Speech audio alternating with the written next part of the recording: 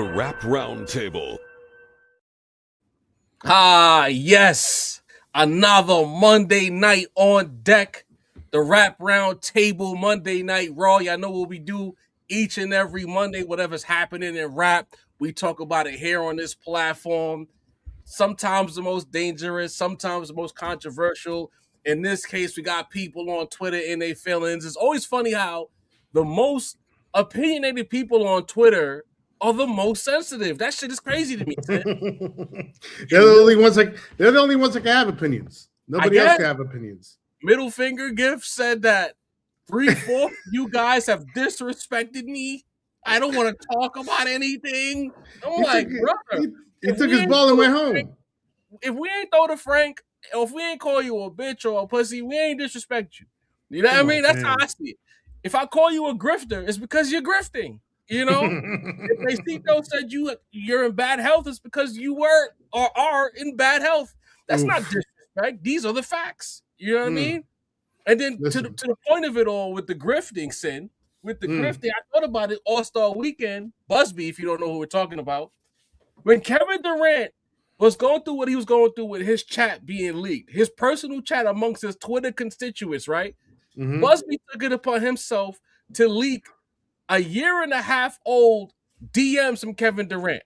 He had nothing to do with the situation. He leaked the DMs to be on trend, to be part of the conversation, which is literally what, Sin? Grifting. Oh, okay. Shit. So if I call it clout chasing.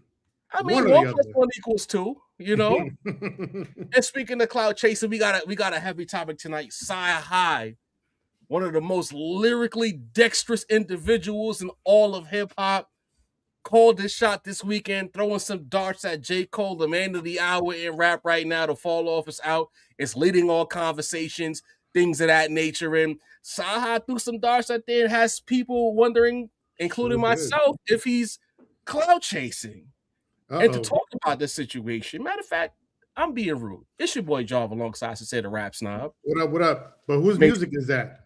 Macito and Dini will be on deck a little bit later. But in the midst of the clout chasing conversation, we had someone who had a different perspective. And I responded by saying, it might be apples and avocados, but we're going to sort it out right now. We got the homie Mickey Factz coming back onto the Rap Roundtable. We haven't had Mickey on here since 2021. I think it's been a while. Using Zoom the last time we had Factz on here, man. What's good, man? I'm good. How are you?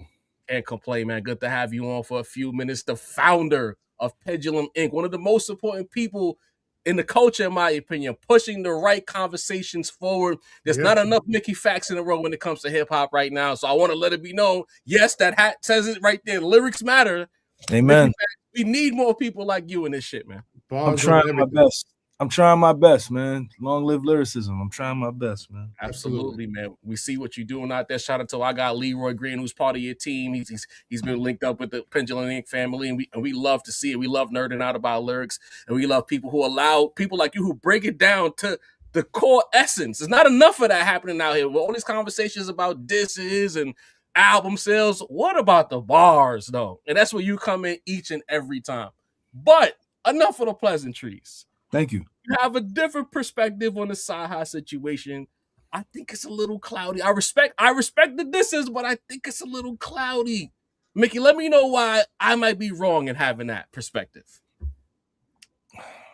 I mean, I personally feel that this is hip hop. Okay. And I don't know if niggas need a reason to diss niggas, man. I'm sorry. As a rapper, I don't know if niggas need reasons, bro. Like, niggas don't be needing reasons, bro. Like, I think this era that we in, these niggas are soft, man. I'm sorry. These niggas are soft, man. No. Cause look, man. Wow. Why? Look at why Jay dissed Nas. Jay dissed Nas because Nas didn't show up to the studio. Jay dissed Nas. He felt like Nas was big time with him. I remember that. Because Nas didn't show up to the studio. A lot of people not privy to that lore, you know? You know what I'm saying? Like, He felt like Nas wasn't feeling him. Kendrick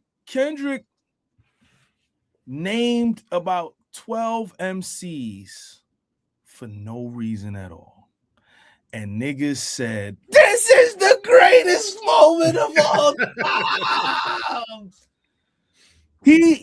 There was no reason except for, I just want competition. And the same niggas was like, yes. Drake didn't like that. And that's why they have beef. Like, we older. Everyone on this call is older.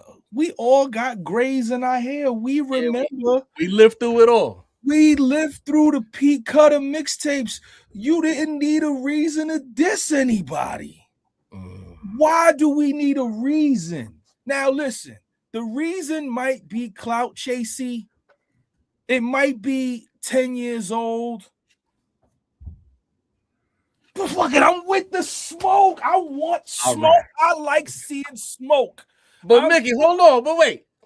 The man puts out the tweet, puts out a record, following weekend puts out another record, all while J. Cole is rolling out. Should we not be suspicious of the purpose behind it? The chasing trend? You don't gotta be suspicious.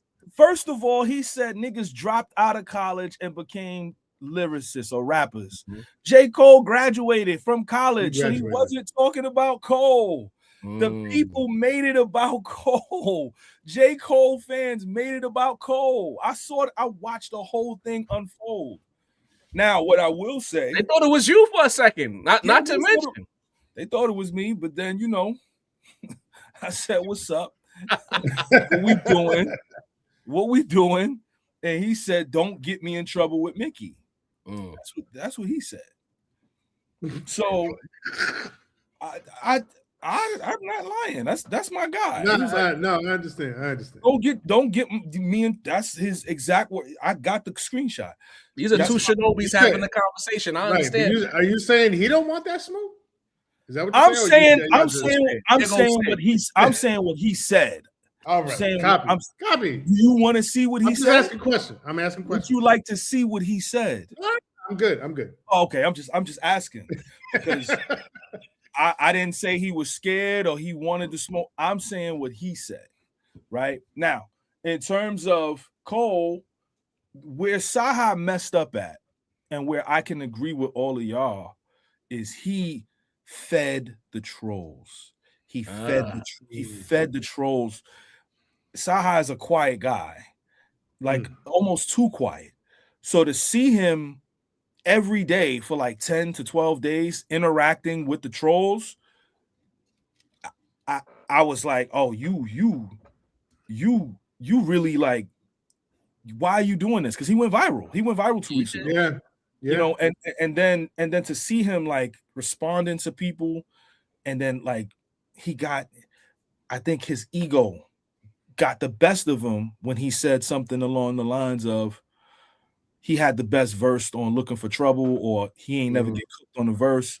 And then everybody was like, no, Cole cooked you. Like everybody said it. And I think that pissed him off to where he was like, okay, let me do this track and take jabs. Because he didn't really diss Cole. Like it was just like minor jabs, like very, very minor jabs. They tapped him a little bit. It was like slap on the wrist. It's not nothing to like go crazy about. Like, I mean, he's lyrically unbelievable on the record, but like it's not like scathing. It's like, oh, okay, he wants like competition. And I don't see anything wrong with that. In my personal opinion, I don't see anything wrong with that.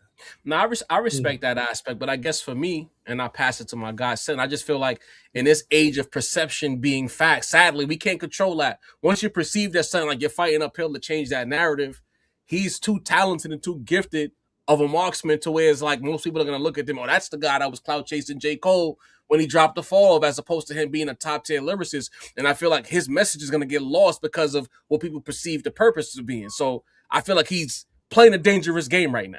I agree. I agree with you 100% on that. I can't dispute that. It's on you, brother.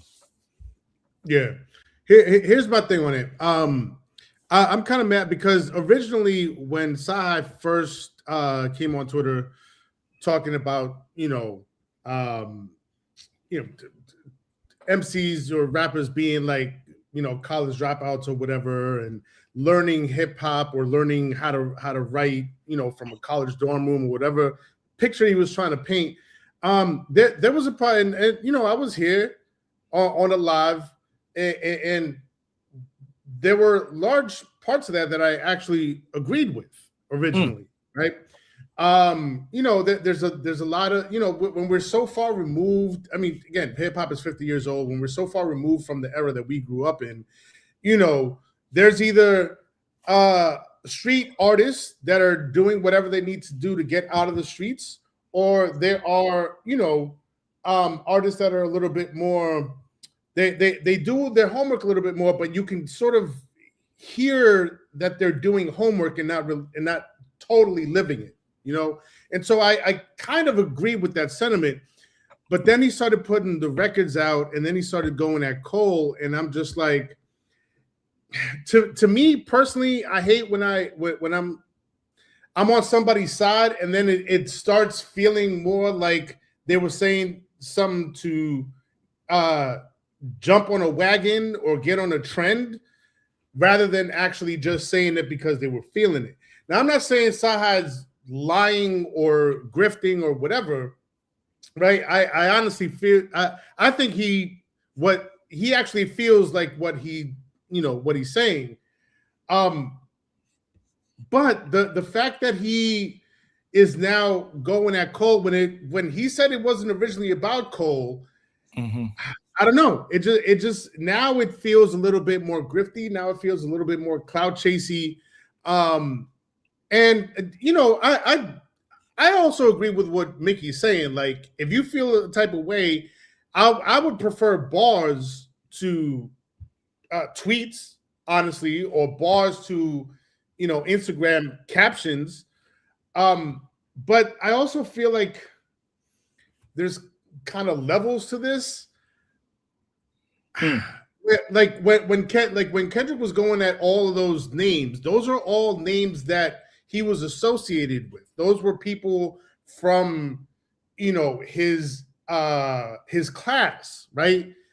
Around the blog era, they were all kind of in the same weight class until they started separating. There was separation that was made, but at this point, it's like CyHi's career, for better or worse, like his career kind of peak was My Beautiful Dark Twisted Fantasy. He did drop, what was it? No Drugs on Sundays, or what? Is that right? No Dope on Sundays. Thank you. No Dope on Sundays, which was a great project, but like in terms of his popularity, in terms of his name ringing bells, it was his work with Kanye that was really, putting his name out there. And since then, No Dope on Sunday was a great project, but his name is kind of like, fizzled away a little bit. And now for him to try to get his name buzzing again by, with these, with these words that he's saying and now going at Cole, it does, at the end of the day, it does start feeling a little bit clout chasey. And I wish that it didn't have to be the case. I wish. But is it a matter of a situation where this is just the new normal, and us old curmudgeons got to accept that you got to probably play the attention game to get attention? No, because I guess so, but I also feel like he's kind of in our same age range as well. So like, yeah. I would wish he would. I would wish he wouldn't have to feel like he had to resort to this to like get his name out there. But again, to Mickey's point, maybe he was just expressing a random thought, or a random opinion, and then because Twitter is the monster that it is, the entirety of Twitter came after him, especially, you know, the J. Cole stands, and all of a sudden it became this bigger thing that was kind of out of his control. And now he's like, you know what? If y'all really gonna talk that shit, I'm gonna have to, you know, get in the booth and start talking my shit. And to a certain extent, I respect it. You know, I guess in the spirit of competition, I know Factz, you got to slide pretty soon. You have a class to teach. Where we are right now with the art of competition and rap. I guess to your point about getting in the booth, do you see that a full lane for competitive lyricism that's not battle rap to really shine in this particular day and age?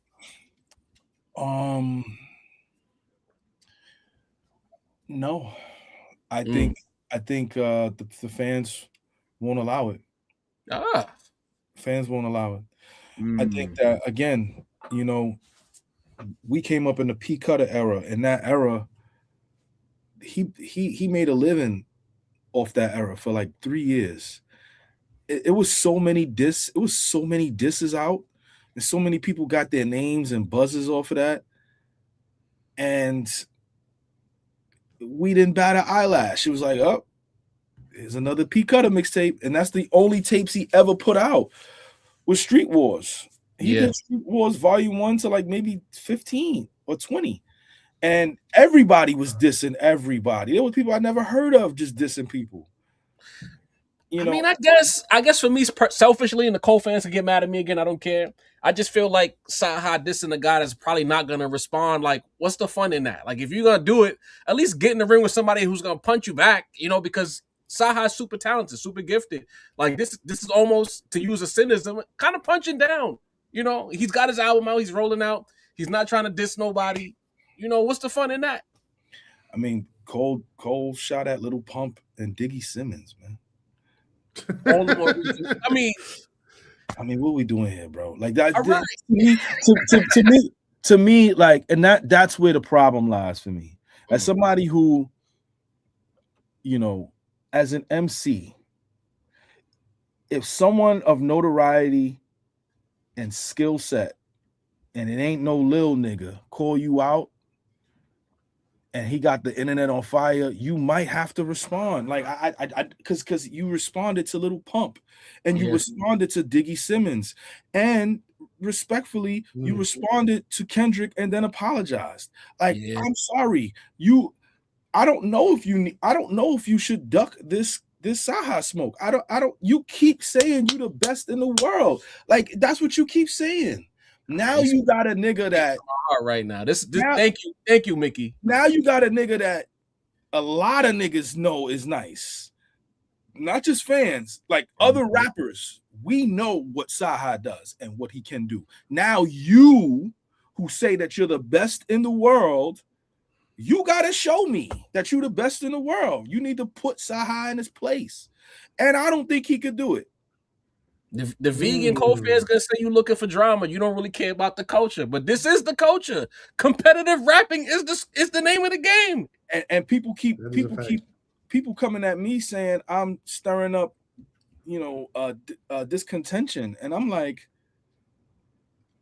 me? Like I thought this is what the culture was. Like I'm from the Bronx. We don't need a reason. But let me ask a question. You don't think that there's part of this that feels like a little disconnected? And what I mean by that is, you know, you mentioned Kendrick Lamar on Control, right? Those were all names that were all bubbling around the same time. They all came from the same class. Their names was already being, you know, grouped together, right, from the same class. This kind of feels a little bit out of left field, does it not? So you don't think so? Yeah, no. I think that he fell victim to trolls on Twitter. Like I will run that into the ground. He fell victim to trolls on Twitter. And I don't think this has anything. I don't think it had anything to do with J. Cole. I think the Twitter fans got CyHi to do something that he normally wouldn't do, that he normally shouldn't have been doing. If he's not engaging with Twitter fans, we don't get these records, or we don't get this last record. I wholeheartedly believe that. I think he just fell victim to trolls. And because Cole didn't stop it and be like, yo, that's my man, chill out, he's not talking about me. And I don't even know if he should, if it warrants that from Cole. Cole's in his own world right now. Like, but no. Probably don't even got a cell phone right now. Rolling around in a Honda Civic. Like, Cole knows. Cole knows. Let's not be crazy. Cole might as well be in New York, and he know what's going on. If you riding a bike, flipping burgers, and driving a Honda Civic, he knows what's happening. I'm not here for that. Okay. I'm not here for that. He knows what's happening. The issue is he could have stopped it. He could have been like, yo, that's my man. Y'all got to chill out, CyHi. Yo, I'm going to call you. He didn't stop it. He's allowing it to happen. He's allowing it to go through. And now it's a situation where his fans and hip-hop fans, like you guys are saying, they're like, yo, bro, you clout chasing. It's a 10-year-old beef. Your excuse, CyHi, is not strong enough. And Cole not gonna respond to you. So now he just looks. So CyHi looks kind of crazy. He just looks like you just starting trouble with a Honda Civic bike driving, burger flipping rapper. The decent man, if you will. He's looking for trouble. He's looking for trouble. The issue is, I don't think Cole wants any trouble. I don't think Cole wants any trouble. Clearly. And I don't think he wants any trouble with CyHi. And when it comes across that way, then CyHi is in a very bad position because now you look like the bully. I believe that J. Cole's in a situation where like he got to fight the next guy to come outside. Like that's where I've been at, and he's good enough. If J. Cole was a scrub, the eighth man off the bench, I wouldn't care. But he's good enough to at least have a little spar. This ain't nothing personal. It's not no street nothing. Nobody's saying you pussy or nothing like that. Just you keep telling us, even on this project, you still saying you the best. I don't think he could do it, gang. Respectfully, I don't think he could do it. I don't think he got it from the mouth of Mickey Factz. I don't think he got it in him. I think Cole that, don't got it in him. I think honestly, I'm being serious. I think that he knows the type of issues that CyHi brings. Like that's why you can go at Little Pump. That's why you can go at Diggy Simmons. That's why you can go at Kendrick and then retract. This is a completely different monster. And when you're going up against somebody that got nothing to lose and is talented, that's a nightmare and a headache that I just don't think Cole is prepared for. He's getting ready to go on a world tour. I think the situation merits it, man. Like he has to say something. He has to say something to me. Like you can't just keep getting bullied by the block bully that is, because not just one guy's hip hop. It's the whole block of hip hop. It's like, come on, Drain, do something. I mean, we heard what Joe Budden said. You know? Yeah, he said that he vegan. You know, he don't want no beef. Him or his fans is vegan. They want no beef. You know, like why flipping burgers for? I just try to see every side of it. You know, like I could see why CyHi's doing what he's doing only because there's currency and attention. But at the same time, this is a man's game. If Cole was like 22 years old and he grew up in the 2000s and didn't know any better, I would not care about what he's doing. But because he's our age, he saw the same things we saw. He traveled to New York to get that real experience and understand and feel the energy that we felt. For you to put the diss out, cool. You walked it back. I'll never forgive you for that. I'm never going to forgive you for that. But you have another chance. Not many times in life you get do-overs. Usually when shit happens in life, you got to eat it. He's getting a do-over right now. All you got to do is, even if you lose, just fight. Throw a little punchy punch. If you fight, you got a fighting chance. And I think that the longer he takes, if he doesn't say anything, because it doesn't need to be a full-blown diss track. He just needs to address it, and he's not going to. At least address it. Yeah. In fact, we appreciate your time. You stuck the landing with that one. We're gonna do this again soon in a more longer form setting. You know what I mean? I'll hit you up more in advance and make it make sense. No problem, guys. Peace. Appreciate you, man. Peace. Appreciate you. Simple Math, thank you for noticing that because I didn't notice my collar was folded. Listen. I got in the crib. My Wi-Fi wasn't working. I had to listen to get Factz on the stream. I literally stumbled downstairs to get myself together to get on stream. I didn't even notice. So if you hadn't said something, I would have never noticed. I completely locked in. So I appreciate you pointing that out so I could fix my collar. Salute. Macito and Dini in the building. What's the word, fellas? Good talk. Man. Good talk with Factz. The guys. Yeah. Shout out Mickey Factz for Mickey. giving us more time than we planned on it. You know what I mean? Because he got to go teach through the pendulum thing. Leroy Green, I see you in the chat. Very proud to have his guy on the platform tonight. I ain't see Leroy this active, and God knows how. Little minute. Oh my God, but I know why he was active. You know what I mean? Repping the team. I ain't mad at it. Niggas know how Mickey get down. Last time, I mean, Royce the 5'9's the last time we seen it, like when it gets ugly. Ooh. But like when Mickey getting that bag, man, shit get different. You have to keep that 100 stacks. I feel like Cole gotta do what he gotta do. Yeah, shout out to everybody. Marcus Anderson, 4876. One's up in the chat. Get your ones up. Best pod in the world. Y'all know what it is. Yeah. But I feel like Cole this is his chance. I said this 3 months ago. The next guy come outside on Cole, he gotta duff him. Even if he don't win the fight, just hook off one good time. And honestly, I just think it's like, I know there's the vegan Cole fans. We're going to start calling them the vegans. That's their name now. That's their name from now on. The vegans have this idea that everything's internet clicky, drama-y, not understanding that the hip-hop of it all requires a certain kind of energy. And it's very beneficial to all of us involved when the rappers who are lyrically forward are competing. It's not about beef and baby mamas and the shade room or whatever the case. It's just about, I'm the best, to use a Dini-ism, the Highlander situation, there can only be one. And I think when the lyrical guys have that mindset that there can only be one, it leads to great music alongside great competition.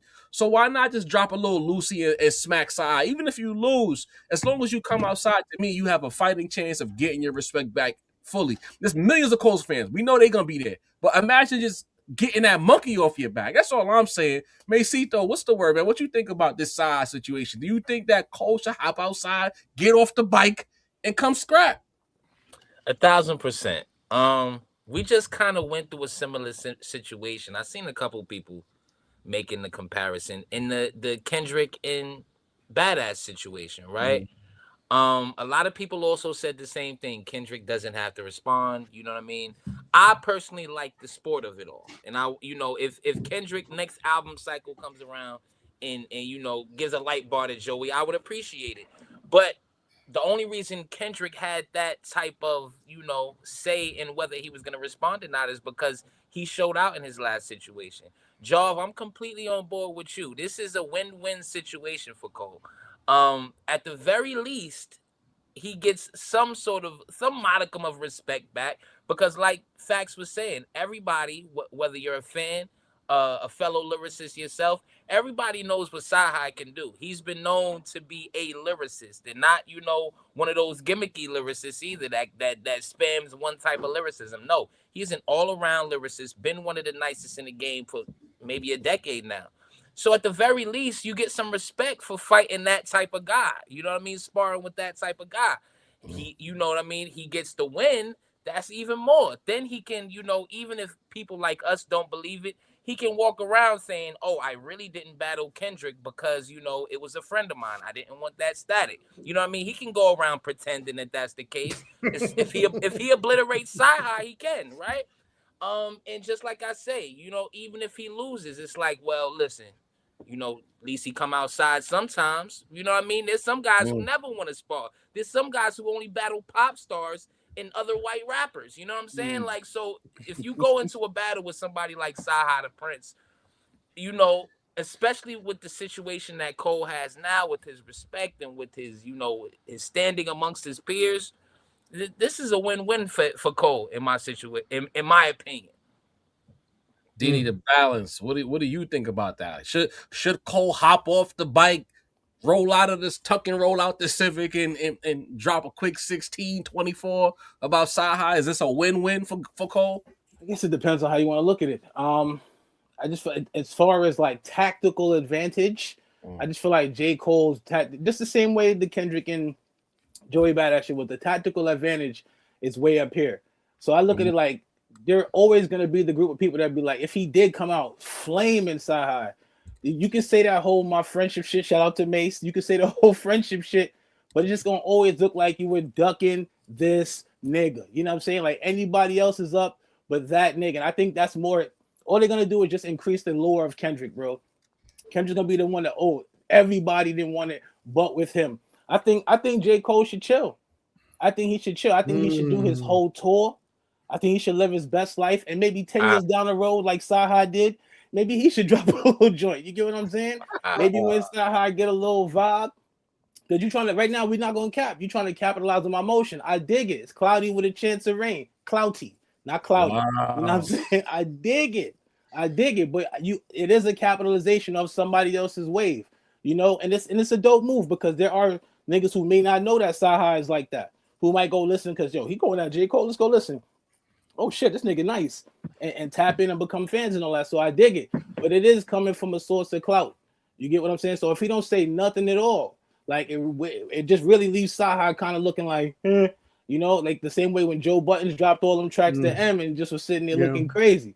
You know, like it just depends on what if we 48 laws of power in this, I'm letting that nigga chill in the corner. You get what I'm saying?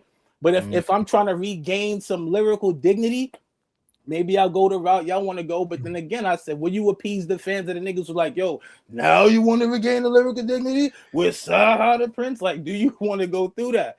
You just better off chilling on this one and spinning back. See, and this is where I say that there's levels to this because like it's a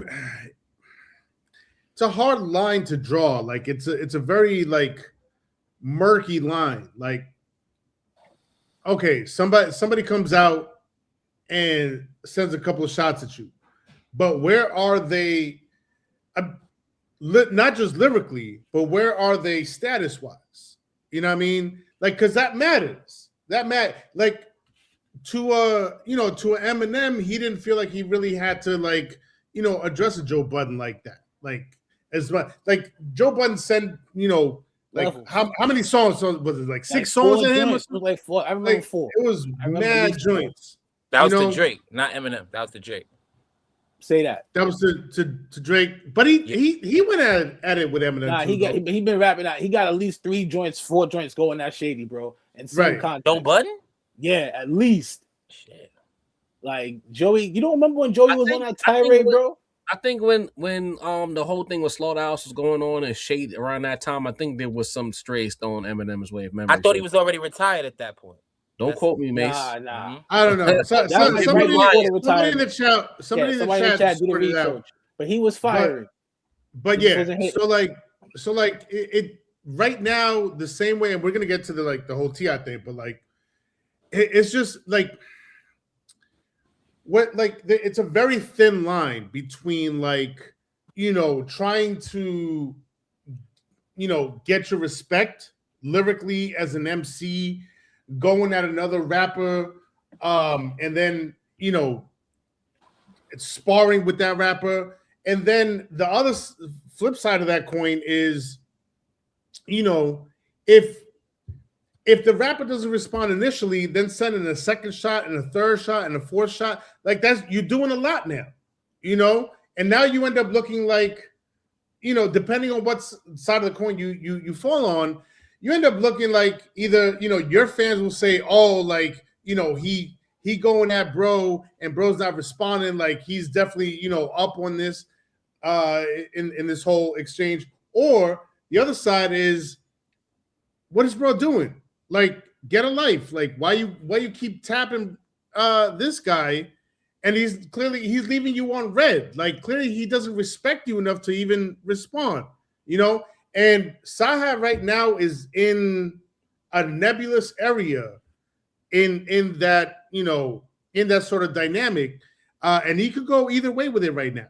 You know what I mean? He's only had he's got like one full joint that he dropped right now, Lost Control, where he says some shots at Cole. And I almost feel like he's baiting Cole because he went kind of light. He didn't go crazy. He didn't get disrespectful. Like he didn't call him out his name. you know, he just said, you know, like the shit you dropping feels light to me, you know, as an MC, as a real MC, it feels light. So, yeah, I think it's a nebulous area that CyHi is in right now, and he could go either way in like based on the next move that he makes. And what if? But like, what about the what if? Well, go ahead, Denny. What about the what if? What if CyHi low key smokes him? We're not even thinking about that factor. You know what I'm saying? Well, you know what? That's the problem, though, and I think that's a great question, Deanie. But it's also the problem, I believe. It's too much concerns about the what if of it all. From my perspective, I think that J. Cole has proven that no amount of smut can stop him from being successful. The fall off has proven that outside of doing something extremely nefarious, his supporters are going to ride or die with J. Cole lockstep. So to me, I think it's a win-win because of that. The what if, there is no what if. He'll get into the scrap, the lyrical scrap with CyHi. Maybe he'll win, maybe he'll lose. Somebody in the chat made a great point about, is CyHi battle tested? It's one thing to make good lyrical performances solo on a track, but when it's time to go ask someone, can CyHi do that? We don't know that. We'd have to see. But that's the real what if. You know, at least Cole stepped in the ring, and for whatever reason he stepped out. We believe he stepped out the ring because the song 7 Minute Drill wasn't well received. And quite frankly, he should have just stayed his ass in the ring anyway. So what if the crowd didn't like it? You know what I mean? Toes down. The thing is about that situation that we all knew in real time is that whole battle, the Big Three situation, it wasn't going to be quick. It was going to be a long fight. Right. That shit lasted with 3, 4, 5 weeks of like music and that. 3 weeks. Was it like once Drake started dropping, we had to wait. Was it like 14 days? Some shit. Academics was counting the days in between. Yeah. It was mad days. Like You that know was what? in March. Not like us was in May. So you can say it lasted 2 months. Was it not a skill thing and more of an endurance thing? I mean, either way, Sin. Either way, the point is it was going to be a long fight. So even if, let's say that you stumbled out the gates with 7 Minute Drill, at the very least, like I always say, I always believe that the respondee has a fair upper hand. That's why I thought Meek Mill fumbled the bag against Drake, because Drake left himself wide open for everything Meek wanted to say by dropping 2 tracks first before Meek came back. At the very least, he dropped that track. The crowd is loud. Drake would have provided the distraction with push-ups and all of that anyway. Can he swerve back around, punch on the both of them with a response? By that point, to me, Cole would have had his feet underneath him. He has a better chance of responding back if he just stayed in it. But he said his heart wasn't in it, his spirit, whatever the case may be. Whatever, right? In this situation right here, it's not even all of that. It's CyHi. It's not that much attention. This is not even a pay-per-view fight. Like, he was on pay-per-view with Kenny. This is a Showtime fight. This is a fight on the Zone, maybe even Netflix, like Logan Paul or one of these niggas. You know what I mean? So I'm looking at that situation and I'm like, you've already proven that no kind of hip-hop smut, let me rephrase, no kind of hip-hop smut can impact J. Cole. That's been proven. The fall off, out of here. Even if it's mainly one side and not the other side statistically, the fall off has proven that he is untouchable from hip-hop smut. So if he get in the ring and he loses to CyHi, 97% of the people who listen to this battle don't know who CyHi is. Now, that's not a shot at CyHi. I want to be respectful. But the listening audience who will be tuning in on the Cole side specifically, they're not logged into CyHi. We know who he is. Right. Go ahead, son. And I want to add that to piggyback off that, and I think that's what I mean by like the names have to be in the same circle. You know, when Jaÿ-Z and Nas got into it, the names were in the same circle. When Big and Pac, names were in the same circle. You know, Jada and Bean's names was in the same circle. Kendrick and Drake, and ultimately, when people say like, oh, but Drake was like, you know, kind of an R&B singer too, and blah, blah, blah. But the names were always in the same circle. It was they were pitted together, Kendrick and Drake, always. CyHi's name is not in the same circle with anybody, much less Cole. Chill. No, I'm not.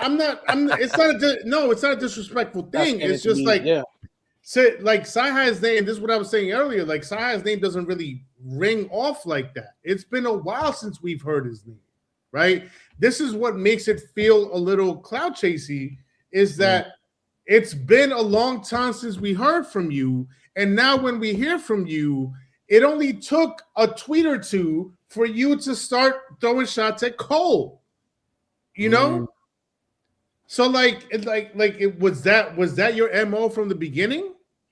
No, and this is where we got our second guest. That's a good question. We have our second guest joining the panel right now of DeadEndHipHop Lord, one of the forefathers of this independent podcast shit. Feefo, what's the word, good brother? What's good? Chilling, man, chilling. Appreciate having you on with us, man. Like, we outside, brother. Yeah, man. Welcome to our lunch table, if you will. You know, I think that CyHi has rabbit ears, and I think there's a certain amount of pressures that come with social media comment sections that impact people in ways that lead to certain kind of responses. And maybe he wasn't talking to Cole at first, and he could have just ignored the J. Cole thing. Well, let me ask you this, Feefo. We're looking at this and we're circling clout chase on our answer sheet. Is it a clout chase situation with CyHi? Does he have rabbit ears? Did he just take the opportunity while he was already trending? He's taking the opportunity, man. I don't know if y'all been following CyHi, but he's been trying to like drop projects for the last couple of years. You know what I'm saying? And it gets a little bit of traction, then it don't. I think this is the perfect way for an album rollout as T.I., and I know we'll get into that in a little bit too. But I think, you know, this is what DeadEndHipHop was built on, bro. No politics, no BS. You feel the type of way, name names. You a rapper, rap. Drop the track. You feel the type of way, drop a track. It don't have to be beef in the sense that, you know, like people gonna die off of it. But if like I don't feel you, I don't feel you. Like, isn't this not the land of the free? Do we not have freedom of speech here? So say what you feel, and I have no problems with it. It's rap. Oh, Feefo off the top rope. Instead, he's not worried about clout chasing, gang. He look much like Mickey Factz earlier. He looking at this like there's sport involved in this. There is sport, but there's also levels, and I keep going back to the levels. And tune into episode 144 where we talk more about levels. Believe me. But I think that there's levels. I think that like sure you can. I can walk outside right now and be like, yo, I hate Feefo. Like, fuck that guy. I have no problems with you, bro. But like I can say, just as an example, I can step outside right now and just scream that out into the air. You know what I mean? Like, is there an audience enough to care? Will it become like an actual back and forth? Will you, Feefo, even hear it? Or will you even care about what I got to say? Like, there's so many different factors that have to go into, like, an actual battle becoming a battle. You know, it's not a battle yet. Right? I'm not saying I'm saying it's not a battle yet. But what's the end goal? If it's not going to become that, then what's the end goal? At the end of the day, it's just putting your feelings out there. And if that person feels froggy, then jump. And you talk about levels, like I don't disagree, right? Like with levels come power. And, you know, I think this is part of what 50 Cent is doing. And this is what we've seen Jaÿ-Z do as well, where when you don't say nothing, you become now the topic of conversation because you had the leverage the whole time. J. Cole has the leverage. He don't have to say nothing, right? He don't have to. But if he does, cool, then it's about sport. But we've seen when he's been tested like this before. And we know, the rap heads know, CyHi not one of them guys you really want to mess with when we talking bar for bar. If we just talking bar for bar, now if we're talking audience, of course, J. Cole got it. But, you know, so like the question you pose is, why do it? You said you could be walking down the street and say, fuck Feefo. If that hit my ear and I feel the type of way, I might say, fuck you too. Or I might just keep it pushing. But at the end of the day, out there for the universe, for that energy to come back, and you got to be ready for that because you said fuck me first. I guess my thing is I want to see Cole say fuck you too. Just one good time. Just say it. Niggas need purpose, bro. Like what I'm just in terms of Cole, outside, like I said, outside of a few rap niggas going, we love it. He has shown that that's not the crux of like what he's trying to do. Like outside of that, I just don't see what he get out of this. You know what I'm saying? I just don't see the real benefit. Like I hate to use the term little niggas because the term little niggas has such bad connotation. But in terms of like Charlemagne the God, we're little niggas. You know what I'm saying? Like I'm gonna keep it a buck in terms of like levels. Like so, if we said fuck Charlemagne the God right now, he could look at it and be like, I'm getting paid $200 million to do this shit. You get what I'm saying? They working their way up. I don't gotta respond to these niggas. I just feel like in terms of what J. Cole, I don't see colleges of kids rushing to go see this nigga side. I'm just saying in terms of like where we are in terms of stature, bro. You get what I'm saying? Like outside of what is the actual benefit? They say I'm gonna get in the booth right now. I'm gonna spit this whole. What's the game? 300 bars. I'm gonna go in. He gonna spit like what is he gain? But the benefit is that we talk about it right now. The benefit is that social media talking about it right now. But the benefit, okay. No, for CyHi. That's what I'm saying. When J. Cole hops out the back of the Honda or whatever, he's not like, yo, that's different though. But that's levels. But that's at it like that. But that's the levels though, right? Like that's the level. Important, bro. And I'm not saying it's not. You just don't look at. I've about the skill to relevance ratio? Like, yeah, you know, if J. Cole was a Drake as far as being super full-time pop rapper, not screaming I'm the best lyricist. If he was one of those, then this is a different conversation. But he's led heavy-handed that he's the best rapper, pound for pound. So even if he is 1,000 times more relevant than the CyHi, if you saying you the best, you at what point do we just say fuck out of here, Cole? You can't say that no more. Like you, at some point, you gotta prove it. No, go ahead. That's what I'm saying. That's what I'm saying. I'm a little bit disappointed, Dean. I'm not gonna lie to you, bro. I got a response to you. I got a response. Don't keep say cooking. Nothing. How is Cole supposed to get any sort of respect back? You saying we have agreed he can no longer diss Kendrick. Yeah. So now somebody else of a different stature gets at him. He can't diss him too. It's the thing, right? The levels talk. I understand where y'all coming from. Mm-hmm. Our greatest battles have come from artists at equal levels, but if we eliminate rappers going at people that's not on their level, we eliminate Common and Cube. We eliminate Drake and Pusha T. We eliminate 50 Cent and Ja Rule. We eliminate a lot of the greatest moments in hip hop history. Right? No, not 50 and Ja. 50 and Ja. A lot of these niggas really like each other that you named, though, 50 was not fucking with Ja Rule when 50 Cent came on the scene. Ja Rule was one of the hottest artists on the planet. 50 Cent was just some guy who got shot. If Ja Rule would have just ignored him, we would have. All right, I see what you're saying. I see what you're saying. So that's my thing. Like if the levels talk is the levels talk, I understand from an artist who demands that, right? But I don't think J. Cole demands that right now, to be honest with you. This is the loser shit that I enjoy a lot right here. He doesn't need none of y'all respect. Then why are you here? I don't like what are you here for? What did you come over here for? Why are you interrupting our good ass spades game to tell us some bullshit? Right? It's good bills. Man, we was macking. We was chilling. I mean, as y'all were, man. Go ahead, Macito. Nah, but so that's my thing. Like if we just hold people to fight in a weight class for the entirety of hip hop, that eliminates a lot of moments, bro. Like KRS and MC Shan, bro. But where does it end though? My thing is so next. Why does it have to end? J. Cole. Look, let me ask you something. Right? And appreciate y'all coming on Dead End Sports. Check Mace out tomorrow, Dead End Sports. You know what I'm saying? 9 p.m. Eastern. Does basketball stop? Does football stop? Or do the players change?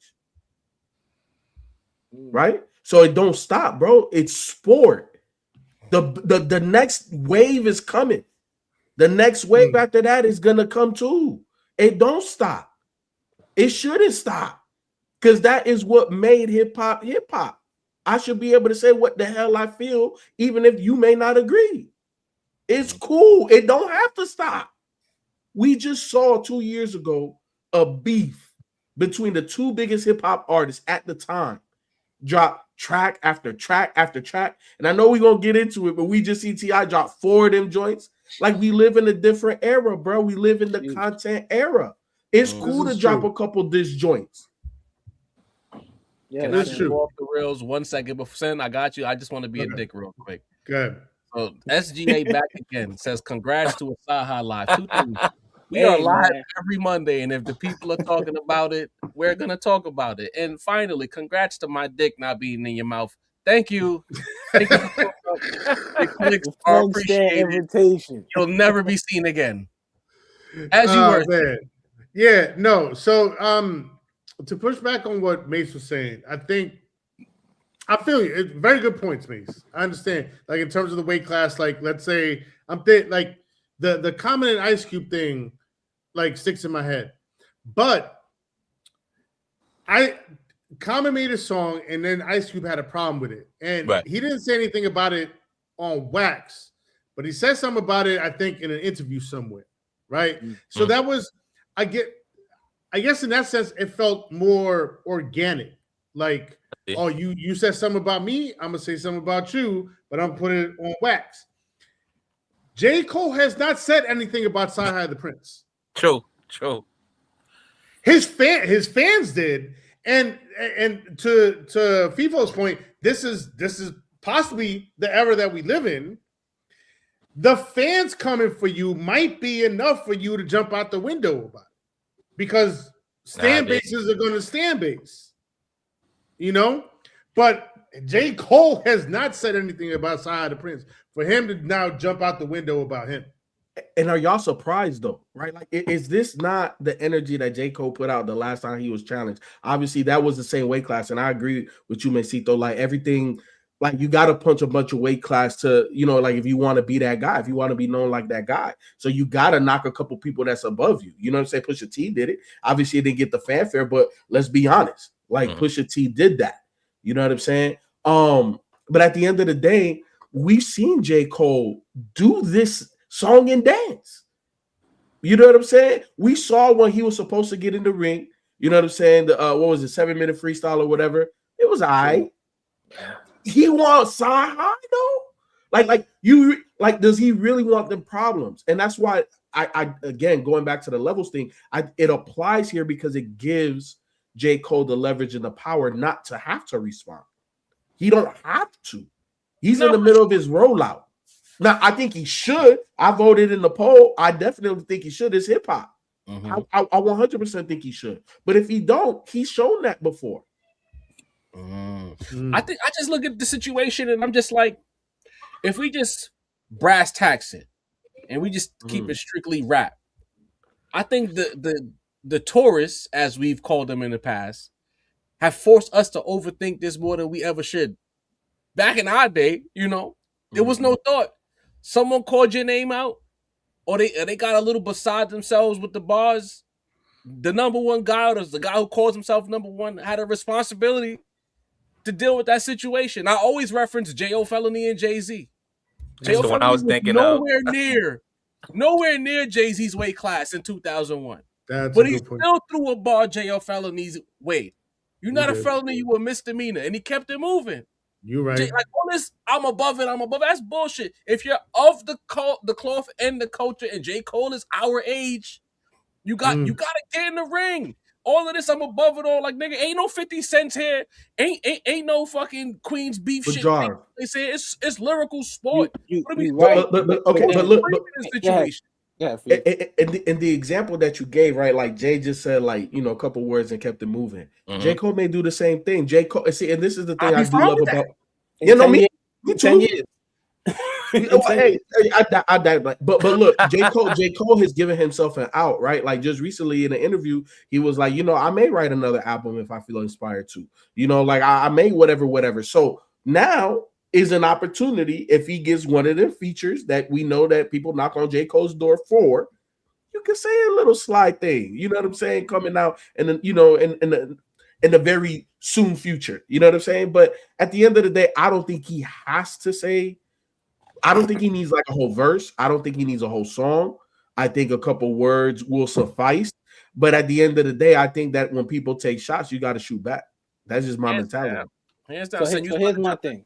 I agree with that. Like you know, What if all half the a ball? what if all the lyrical? You only get half a ball. Niggas, you know what I mean? What if all the lyrical niggas jump out? Let's there you go. Loaded Lux, I want smoke with J. Cole. Murder Mook, I want smoke with J. Cole. Skyzoo, just all the niggas that's he gonna be rapping out a bunch of people that's under the class. You know what I'm saying? But, Lyrically, these people are why you so worried about who and all these worries, nigga? Again, when you was 21, hold on. When you was 21 and your favorite niggas was going to war with niggas, was you worried about who was gonna be next, nigga? Or were you confident that your favorite nigga was gonna step up to the challenge? You're right, but when fucking young Chris had the bar for Nas, that I expect Nas was gonna go like rapping that young. I didn't expect that, bro. That's because Nas took on Jaÿ-Z. Maybe there'll be a bar, but it'll be like you said, it'll be a smidgen. It'll be something so like if J. Cole shot the next video and say, "Yo, my Honda's working, bro. CyHi, come wash it or some shit." That would be hilarious to me, bro. and I would be cool with that. You get what I'm saying? I just feel like there needs to be established levels. I'm not saying he can't go at it. But I'm just saying, you still got to protect your rank too. Because like I said, if CyHi smokes him, you know what I'm saying? We are tearing him down. I'm like, if my tears can go down, if my tears can go down, I got to go against niggas that's of my caliber, bro. We already talking about. Nah, man, that's scary mentality, bro. That's scary mentality. Yeah, it is. Nigga, like what you saying? Yo, so Kobe was going to the park playing little niggas in the park. He wasn't doing that, bro. He played the vets. All right, you play against whoever's out there. So based on what you're saying, Dini, because now you get me mad. Based on what you're saying, you talking about that's what I'm here for. He's already decided he don't want to scrap with the niggas that's on his level. So like, what else is there to do? All right, so the only grace we give J. Cole is that it don't seem like nobody wants to scrap with Kendrick. So that's pretty outside of like the great shit. Too much grace. I'm not giving grace. I'm just saying that is a saving light. I'm just thinking about it, how other people could be viewing this. No, but based on what you said, his level, he don't want to get in the ring with Kenny. He don't want to get in the ring with Drake. No one's looking for him to squabble with Big Sean, nigga.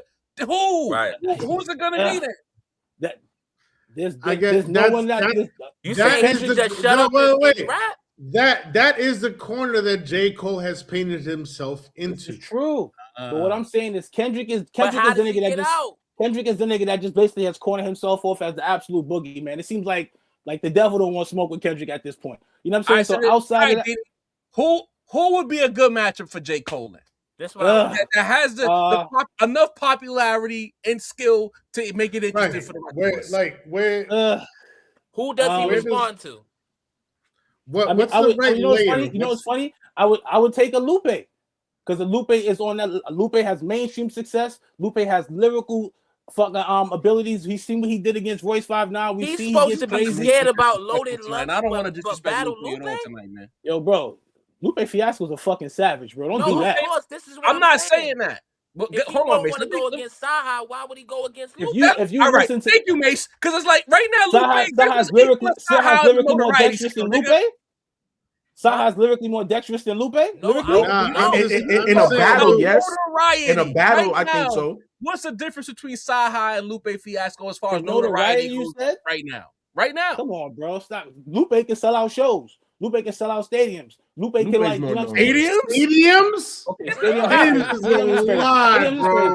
Nah, you jumped out the window with that. A venue. Put your Lupe cake down, nigga. I'm going to a Lupe show. I digress. What I'm saying, I mean, my nigga got like a 3-time platinum album. Like, let's not shit on my nigga. You know what I'm saying? We're not shitting.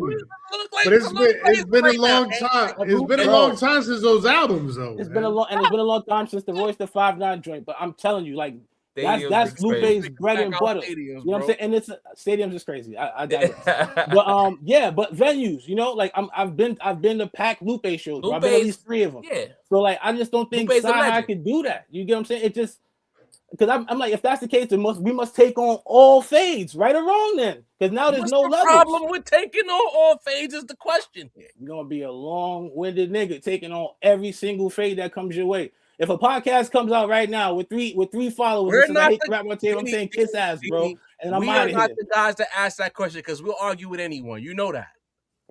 I'm telling nigga to eat dick and keep going. If he 3 followers, he comes over here talking crazy. It just levels, bro. You know what I'm talking about, y'all. You just like clout, bro. Like niggas said not Lupe clout. Fiasco. Like yo, that's my guy. Man. That's my guy, man. If it was about playing Street Fight, I could see Lupe being in the conversation. You know what I mean? They could pack out a Street Fighter stadium. You know how we give it up with that too, Javi. So you know what I'm saying? But like, nah, I just feel like even if you see how Kendrick then stooped down to Joey, that would have been a nice little spar. You know what I'm saying? Even if it was a little back and forth. But Kendrick's not like, even because he couldn't even handle Ray Vaughn, bro. There you go. Nah, you bugging. No, Let's not do that. Let's not do that. Let's not do that. Let's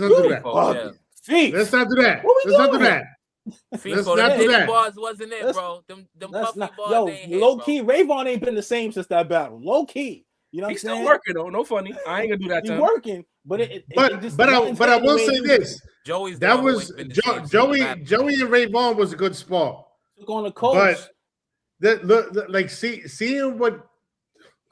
the depths that Kendrick was willing to go to, it would not have been entertaining. Joey Badass versus Kendrick. If Kendrick was on his bullshit, obviously it would have been smoke. But what I'm saying is it's just like you want. So I hate it, but it's levels. That's just what I say. If you knock every person that reaches up, you're gonna be punching down a whole lot. But let me ask you this, right? Like when you're quantifying levels, right? Yeah. Like, are you talking primarily popularity, or are we talking rappability? What's quantifying your level? It's a combination. So basically, I've achieved what you're doing, but on a major level, rapping at a high top tier level like you do. You have not reached my level. You get what I'm saying? Like, don't get me wrong. We know CyHi has put in mad work. We know all the Kanye shit. I'm not disparaging him. I know it might sound like him, but I'm keeping it a buck. We know he's a top tier lyricist. But when CyHi could go to McDonald's in terms of like the shit we talking about. You get what I'm saying? Bro, stop. Well, I'm just saying. J. Cole with the Tesla. Okay. I'm just saying J. Cole with the Tesla ain't nobody know him either. J. Cole what? J. Cole with the Tesla ain't nobody know him either. You know what I'm saying? With a bag full of money. So, and look, at the end of the day, I dig what you're saying. My point is this, right? At the end of the day, both of these guys are considered by hip hop heads some of the best lyricists in the game. This is true. Popularity aspect of this shit should not fucking matter. Did it matter to push? Shouldn't fucking matter. If you feel a type of way, you should respond. And if it's something that nobody ain't say nothing, but you be the first to say it, then fucking say it and be ready for the energy to come back. I think that's all it is. You know what I'm saying? I think J. Cole, if you're gonna continue to be in this game, continue to say that you're one of the best to ever do it in hip hop, bro, you gotta defend that. When how many times niggas challenged T.I. for King of the South? Because they know that he was willing to defend that. I put it out there. You want to come over here? I'm gonna show you why I'm King of the South. I mean, and you know what? He took a fight with Ludacris that maybe on paper, not the best fight for him. And in my opinion, Luda got the better of him, but he took the fade. Ain't nothing wrong with that. Like all this worrying about losing, like again, like I said before, I don't feel like we piling on Dini, but it's your fault. You know what I mean? He's on the island. Pause. I just feel like Cole has already proven that there is no losing for Cole. If he could diss Kendrick Lamar, go to Dreamville Fest, get on the microphone in front of 52,000 of his own people to say it's not my spirit. Well, say it again, Javi. It makes me laugh every time, bro. Facts. He did that in front of his own fan base, not some random show and fucking act like Siberia somewhere or Acapulco or whatever the fuck, right in North Carolina. Came back, dropped the fall off, did stupendous numbers, great rollout, a lot of adulation surrounding him. Yeah. So he's already done the most unforgivable thing, and he's bounced back like nothing happened to his fan base. Or so selling out. Fucking CyHi, nigga. What's that gonna do? Crazy. His fans gonna pop out again. Anytime, to me, J. Cole is loser proof now. Anytime he do anything that's lost, like his fans are gonna pop out even more so to protect him. He's gonna be like J. Cole fans are a golden parachute, in my opinion. Like they're gonna save him every time. Which you gotta respect. He built up that fan base. Yeah. You know what I'm saying? Yeah. He connected to a large contingent of people that would probably do the same thing in the same situation. That's the level. Pop shit, Yeah. pop shit and apologize and be like, I didn't mean it. I'm sorry. J. Cole fans runners, bro. Listen, I mean, they understand it. I mean, it's a different. There's no other generation. explanation. It's a different generation. It's a there's a lot of tourists, a lot of vegans, a lot of matcha and quarter zips happening in that fan base. We gotta respect that. It's not this shit that we love is not for them. You know what I mean? Like, it's not for them. Face Famous. Who is the rap end table? Is that a real show? I think he's joking. Because I need to understand that. I like think y'all ready for the smoke for I don't want to put all it day. I told y'all here, we not putting up with nobody. You getting banned if you want some funny shit. You know what I mean? Last thing before we move on to the next topic, Feefo, we appreciate you being on here. Everybody, if you haven't by now, hit the like button, hit the subscribe option, hit the notification bell, log in to All Things Rap Roundtable. Episode 144 drops this Wednesday. Make sure you pull up and lock in. We had a real fun episode with that one.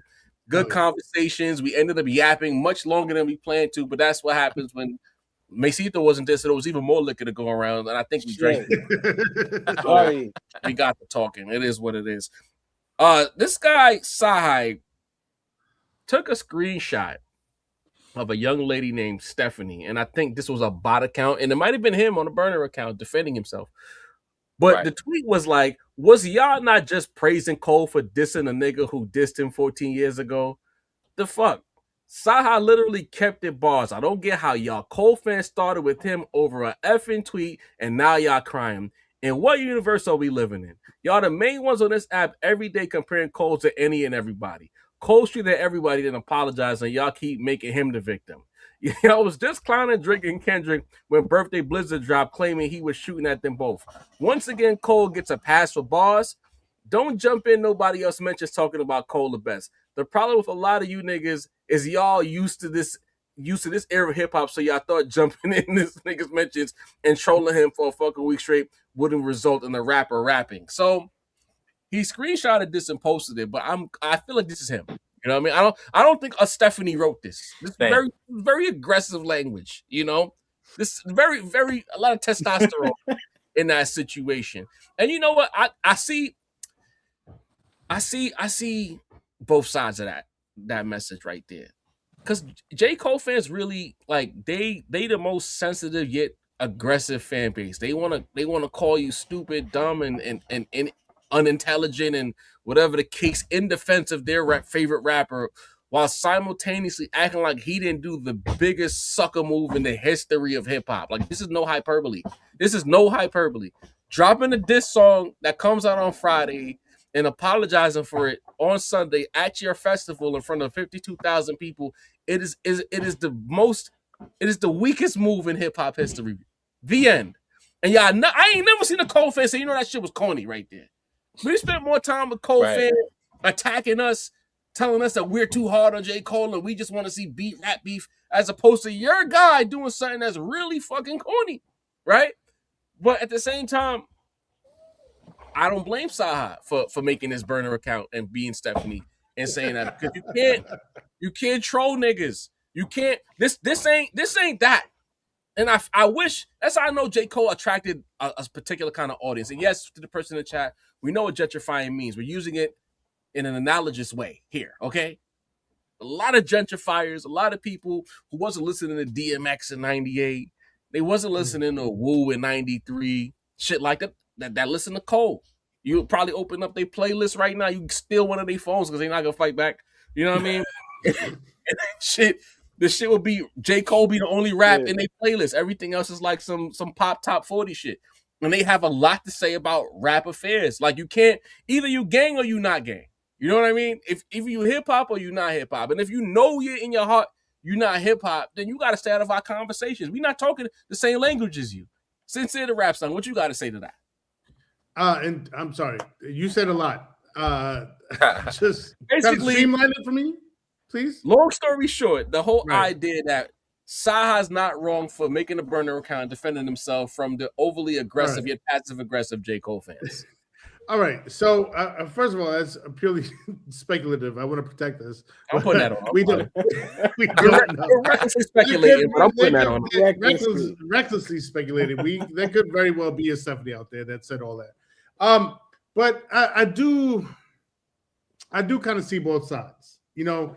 But again, like we're in a weird era where it wasn't J. Cole himself who made CyHi jump out the window like this. It was the fans, and because the fans have all, like, the fans collectively and individually, they all have a platform. Everybody has a platform now. True. Right? So, you know, when the chatter just gets too loud or too overwhelming, you know what I mean? It could be, you know, you could get like 5 J. Cole fans, 10 J. Cole fans, 100 J. Cole fans. But when it gets, to the level that it probably got to for him, he's like, oh, nah, like there's too many talking heads. There's too many voices just like coming at me about this. You know what I mean? Not a single one of those voices was J. Cole's. But thank you. They were speaking as by proxy for him. And I forgot who made this point earlier. J. Cole didn't step in and say, yo, J. Cole fans, chill out. Relax. Like it don't need to be that deep.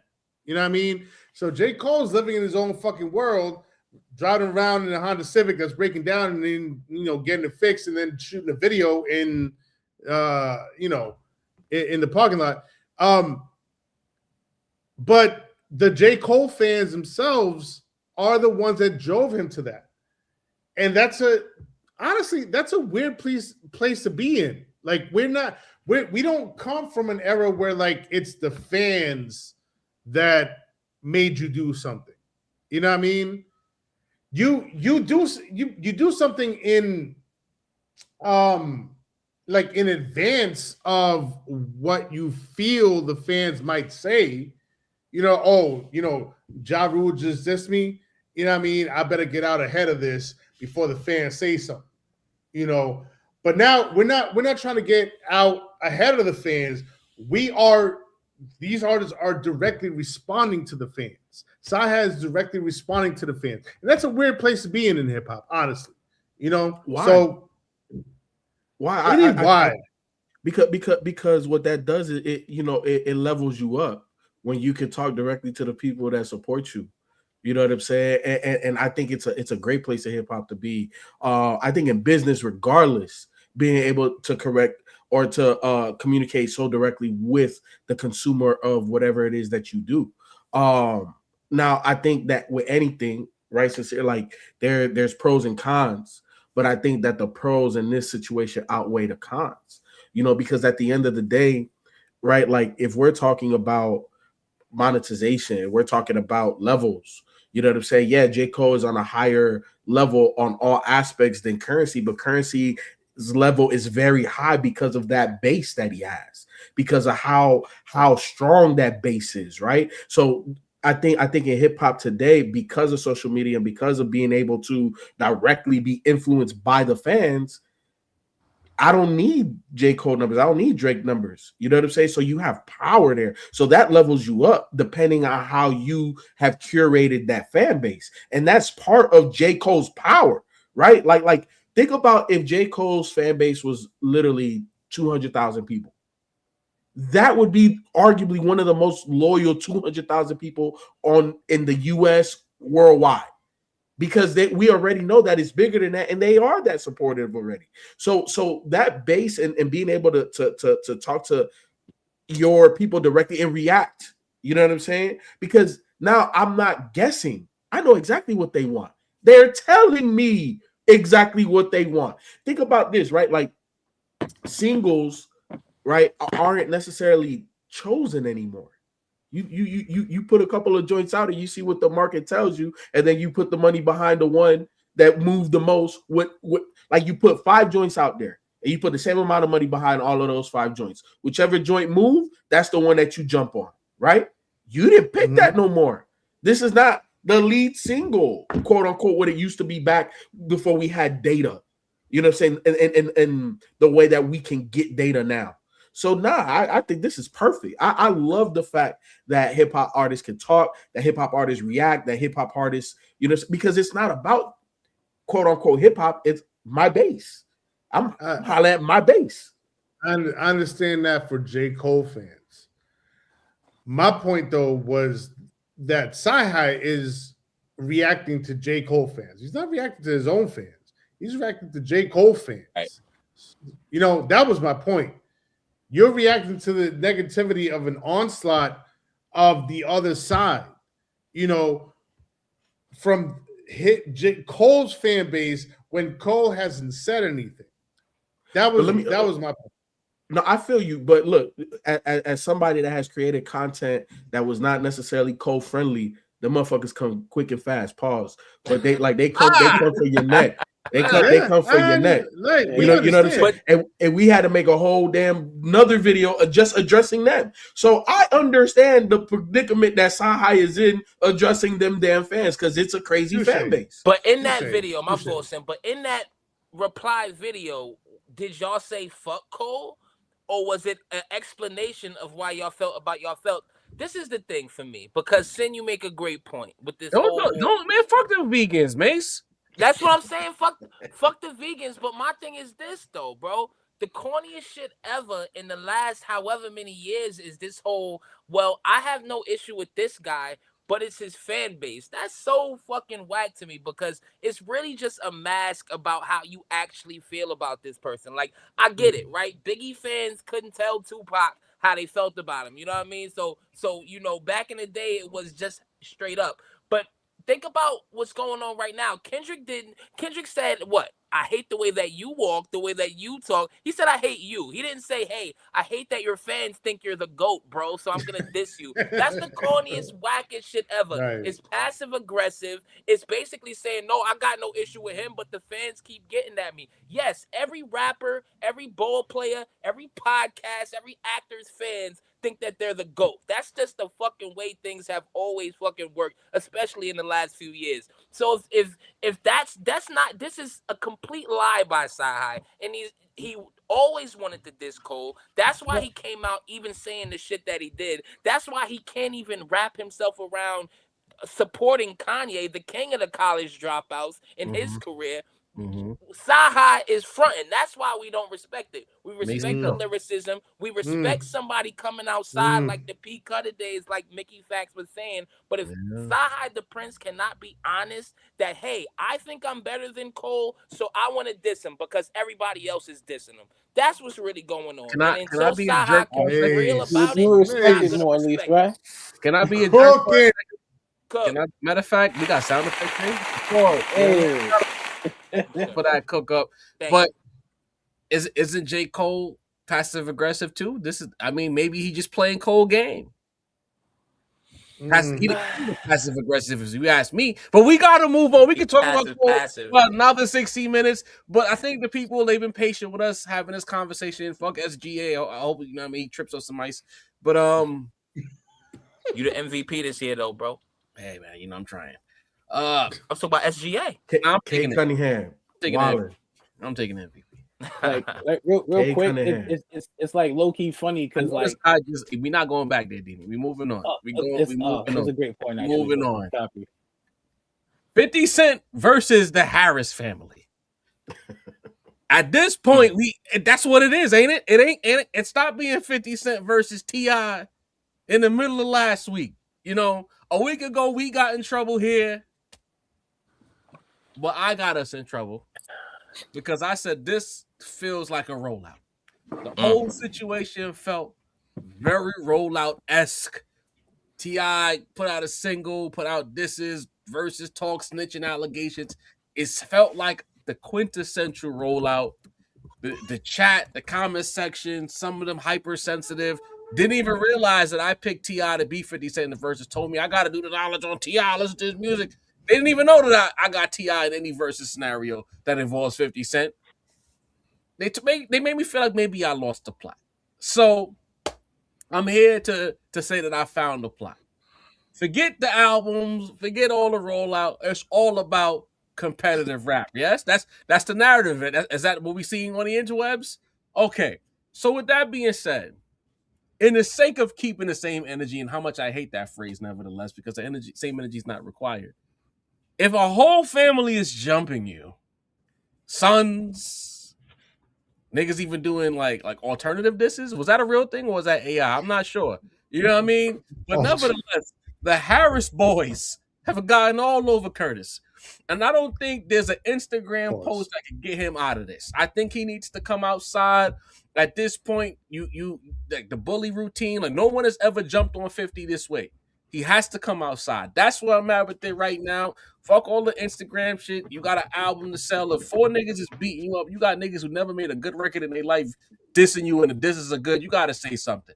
So, Feefo, here, I guess we allow you to open up the segment. Does Curtis, in fact, need to come outside? Or are you on my side from last week where this kind of smells like a rollout?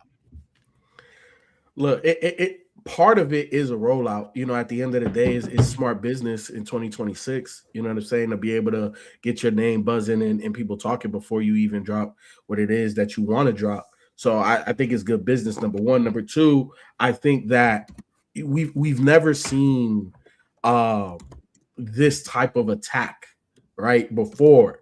Because it's interesting. Like, we're in an interesting space now where a lot of the legends that we look up to, they have kids that are of age, that are in the music business and this, that, and the third. So I think 50 Cent really thought he could bully anybody. Like, look, I the most time that I ever spent in any city is in Atlanta. I wasn't born there, but part of me, you know, my adult life was raised there. And I'm telling you that Atlanta ain't no joke, especially where T.I. was from. So you're not going to bully cats like that. You know what I'm saying? But at the end of the day, he did what he was supposed to do. And 50, with that post, you disrespected somebody's mama.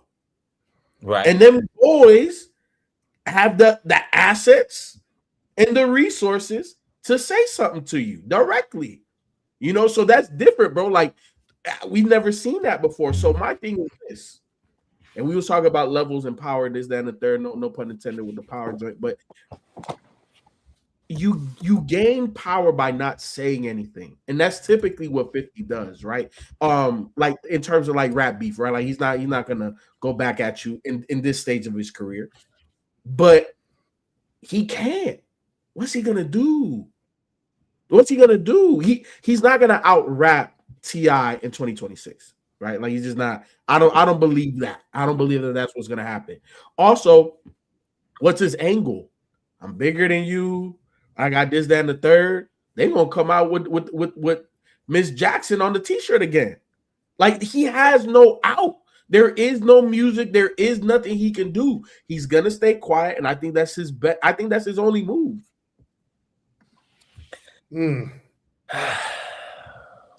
Mace, you want to go at this?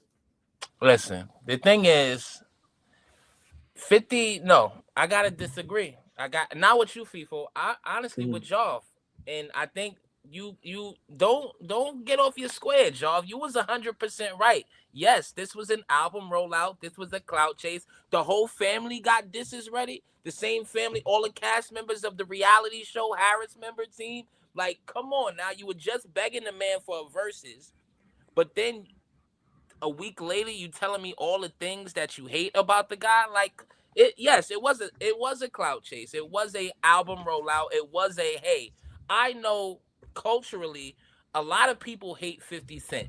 This is a great way for me to slay the bully, you know what I mean, in a lot of people's eyes. You know what I mean? And hey, you know what I mean? Maybe he's homies with Puffy. We don't know. But as far as 50, and y'all know here, I'm the, you know, the resident G Unit stand. You know what I mean? Not no G Unit tank tops, but you know what I mean. I had them joints G Unit back in the day. You know, back in the day, I had the tank top too. You know what I mean? We rock with the unit. Pause. But 50's not an active. I was rapper. still wearing Rockaway, but I digress. 50's not an active rapper, so I don't expect a response by him. I don't want a response. I don't want to hear Rusty 50 Cent that's most likely 50 years old battling a 45-year-old T.I. I don't want it, bro. I don't want to hear what 50 got to say to King and Damani. I don't care. I would ignore it on the timeline. But that doesn't absolve 50 from the L, right? Because if you're not an active rapper, you stay away from active rappers on Instagram. Yes, you can get at Ja Rule, you can get at Benzino, you know what I'm saying? But listen, if you know T.I. is in the booth, T.I. can write, T.I. is a talent, even if you feel like 50 is the superior person, you know, or as artist wise, T.I. is right within that lane. You feel what I'm saying? So it's 50 got to take the L. You know what I mean? Just like Feefo said, you walk around thinking that you can just bully everybody because you got, you know, your million subscribers all saying 50 the Godfather, 50 you going on, 50 you going crazy. You know what I mean? You might have believed your own fan base a little bit too much and didn't see what the actual tension and how people felt about you, 50. So, you know what I mean? I don't want him to respond. Absolutely not. But you know, he got to take the L. 50, you know, it's happened before. It's not 50's first L. Go ahead, Sam. I saw it. Yeah, no, I don't know. I don't know if 50 like really understood or was aware of T.I. actively being in the booth. Like we haven't. When's the last time we really heard T.I. actively going in like that? You know what I mean? Mm-hmm. We've heard some random records here and there, but like they didn't really create much of a buzz. We didn't really get too excited about them. Even, you know, the lead single to his upcoming last, you know, retirement album, Kill the King, I didn't really create much of a buzz. So I don't know if 50, to that point, I don't know if 50 really was aware of T.I.'s activity MC-wise. But on the flip side of that, we probably weren't aware of it because it wasn't really creating much of a buzz. You know, so to that end, I might have to agree with Mace and think that this is just an extended clout chase. This is like, you know, National Lampoon's Family pile up on 50 Cent. You know what I mean? Like, you know. You said this shit did not create a buzz, bro. Every freaking hip hop anything was talking about this. Like every single one. What, you know, the T.I. single? No. The beef. The beef, yes. I'm saying the single. Okay. The single, yeah, no, it wasn't everywhere. The Pharrell produced Let Him Know. Let Him Know. Did not hit like that. I even had like a couple of my bros hit me up like, yo, this song is actually pretty good, but nobody's paying attention to it. Like that shit was dead in the water, you know? So to be in this situation now, it feels like a little too formulated, you know? Like, all right, not only are you getting that 50, you know, then he, you know, post that photo of Tiny, which was, you know, a little egregious, but it wasn't Photoshop. Like that's what she looked like. So I don't know how disrespectful it is. How you get mad at a real picture? It's a real photo of what she looks like. Like, how disrespectful is that really? With no like, commentary. She was on the stage. The you know, the skirt went up for a second and she made a certain facial expression. Like, it's a real photo, not Photoshop. So, but you know, they took offense to that. But now the whole family is coming out like it's some National Lampoon Vacation and shit. And I don't know. To me, it's a little weird. It's weird. It's especially the Domani disc, because it's like, on the one hand, I listened to it. It wasn't whack by any stretch. I thought it was actually kind of fire. But then, I mean, this is a singer-songwriter kind of alternative, you know, playing acoustic guitars. Like, for him to be saying that he's going to be sending 50 to see his dead mama and having, like, what are we doing here, bro? What the fuck are we doing? It's just You know what I words, mean? man. Niggas don't play about their mama, man. It's just words. Like, I understand it, but at the end of the day, like, this is 50 Cent. He was really in the Queens streets. You know what I mean? He shot not time. Like, he was doing real dirt. You got some singer-songwriter son with his acoustic guitar, and all of a sudden he's sending, veiled threats at 50 Cent. But the son is out of here, bro. The son is the son of a legend from the streets too, though. I understand. He has some credibility. He's not like that. No, he's not like. But Daddy is. Yeah, but Daddy like is that though. You know what I'm saying? Extension of Daddy. Daddy like that. I understand that. So let him take care of that. You stay out of grown people business. No, that's my mama though. That's my mama. Yeah, hold on. You wilding now. You bugging the fuck out. What you mean? 50 brought Tiny into the equation. So why they can't say nothing? That's their mama. Look, as I was explaining while you were gone, he posted a picture of Tiny. It was not Photoshop. It was a real photo. It was a real photo. Wait. It was a real photo. That don't help the conversation. She looked like what she looked like. Like, what are we doing? Hold on. Let me get this straight now, just for the sake of clarity. If I'm arguing with your brother and I talk about your mom, saying you gonna say that's not my problem, you gotta take it up with my brother, or you gonna jump in? Brother is different, but like son ain't different. How old is Domani? Oh, like 20, son. Yo, honestly, all right, Sid. All right, what's happening here? Mom disrespect got an age. They're not here for the Harris. What are your thoughts in this situation? Nah, 24. He's a baby, bro. Let grown man handle this. You know what I mean? Man, it's mama. I can't be mad about nothing that go out about mama. I don't think Tiny is Damani's mother, by the way. Oh, she's not. Oh, she's King's mom. Oh, she's not. Oh, but she's that's mom. even worse. She's an extension of mom. He lived in the same house. They all lived in the same house. Make this nigga point for him, bro. Now they all lived in the same house. I understand. Yeah, like honestly, the whole shit to me is a little crazy, but if I was 50, like I said, 50 laws of power, 48 laws of power. If I'm 50, I see the way T.I. rapping, he not in shape. And the goons ain't in shape, because back in the days he would have sent the goons out. Tony Ayo would have been out there. Tony Ayo can't rap with 50, with Tip or none of them kids right now, So I just think this is a ploy to sell an album, which I don't like, because I low key feel like Tip shouldn't have to do that, but I low key feel like he kind of do have to do that. Like Sin said, that single was pretty fire, the one with Pharrell. Nobody cares though. You know what I'm saying? Nobody cares, and like in terms of like reach and all that. Like shout out to them boys for protecting their mama. Most people won't be able to name one of them songs. Most people, gun to their head, can't name 2 King songs. If they like, it don't matter in that sense. But I'm not mad at those dudes for stepping in for their mother. I feel like everybody knows for everything, mom is off limits. You get what I'm saying? 50 knew he couldn't contend lyrically, so he did the next thing that he felt would have ruffled the feathers. Like, I don't expect to hear music from him. I think I'll see a documentary about 50 and about Tiny and Tip's sex life before I fucking see some bars. I don't like the whole I don't like the whole energy behind it. I just feel like Tip is a legendary artist, King of the South, classic albums, got countless hits. You know what I'm saying? I just feel like you shouldn't have to attach that shit to 50 Cent in order to move your units, bro.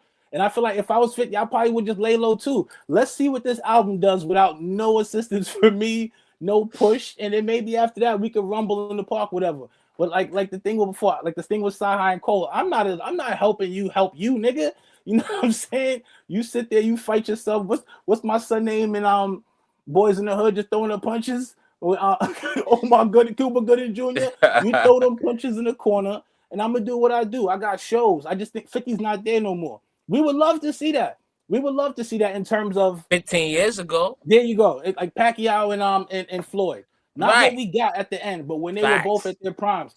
But the difference is T.I. is actually still rapping like he can throw a punch. That's the difference. I just think 50 don't have that no more. 50 knows that. 50 knows, like, if I have to step in the booth for this, did we hear something from 50 like a month or two ago that was kind of trash? You know what I'm saying? So he just don't have that in the bag. But I get them. Like I said, the one thing I will say, I get them defending their mom, but going consistent records. Like you could have just did a little record, you know, did a little. Do like what Pac did with the hit 'em up niggas. I'm gonna send my little niggas on you. Could have did that, got your sons. You know, and I would have respected that. And I would have respected that. Just one song, get him out the way and proceed. But now it's like back-to-back records. You know, it's kind of like. But they grown men though, bro. They grown men with resources. They don't need right. daddy. And they've been trying to separate from daddy.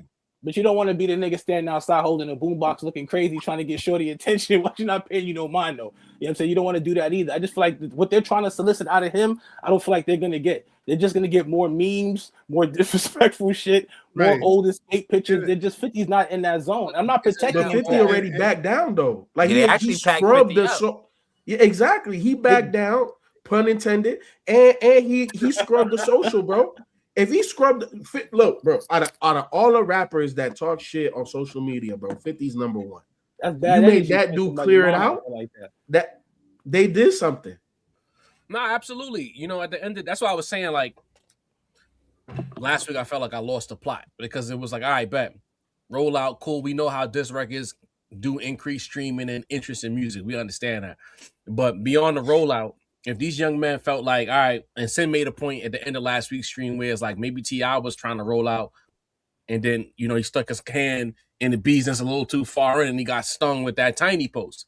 And I think I'm still there with what Sincere said.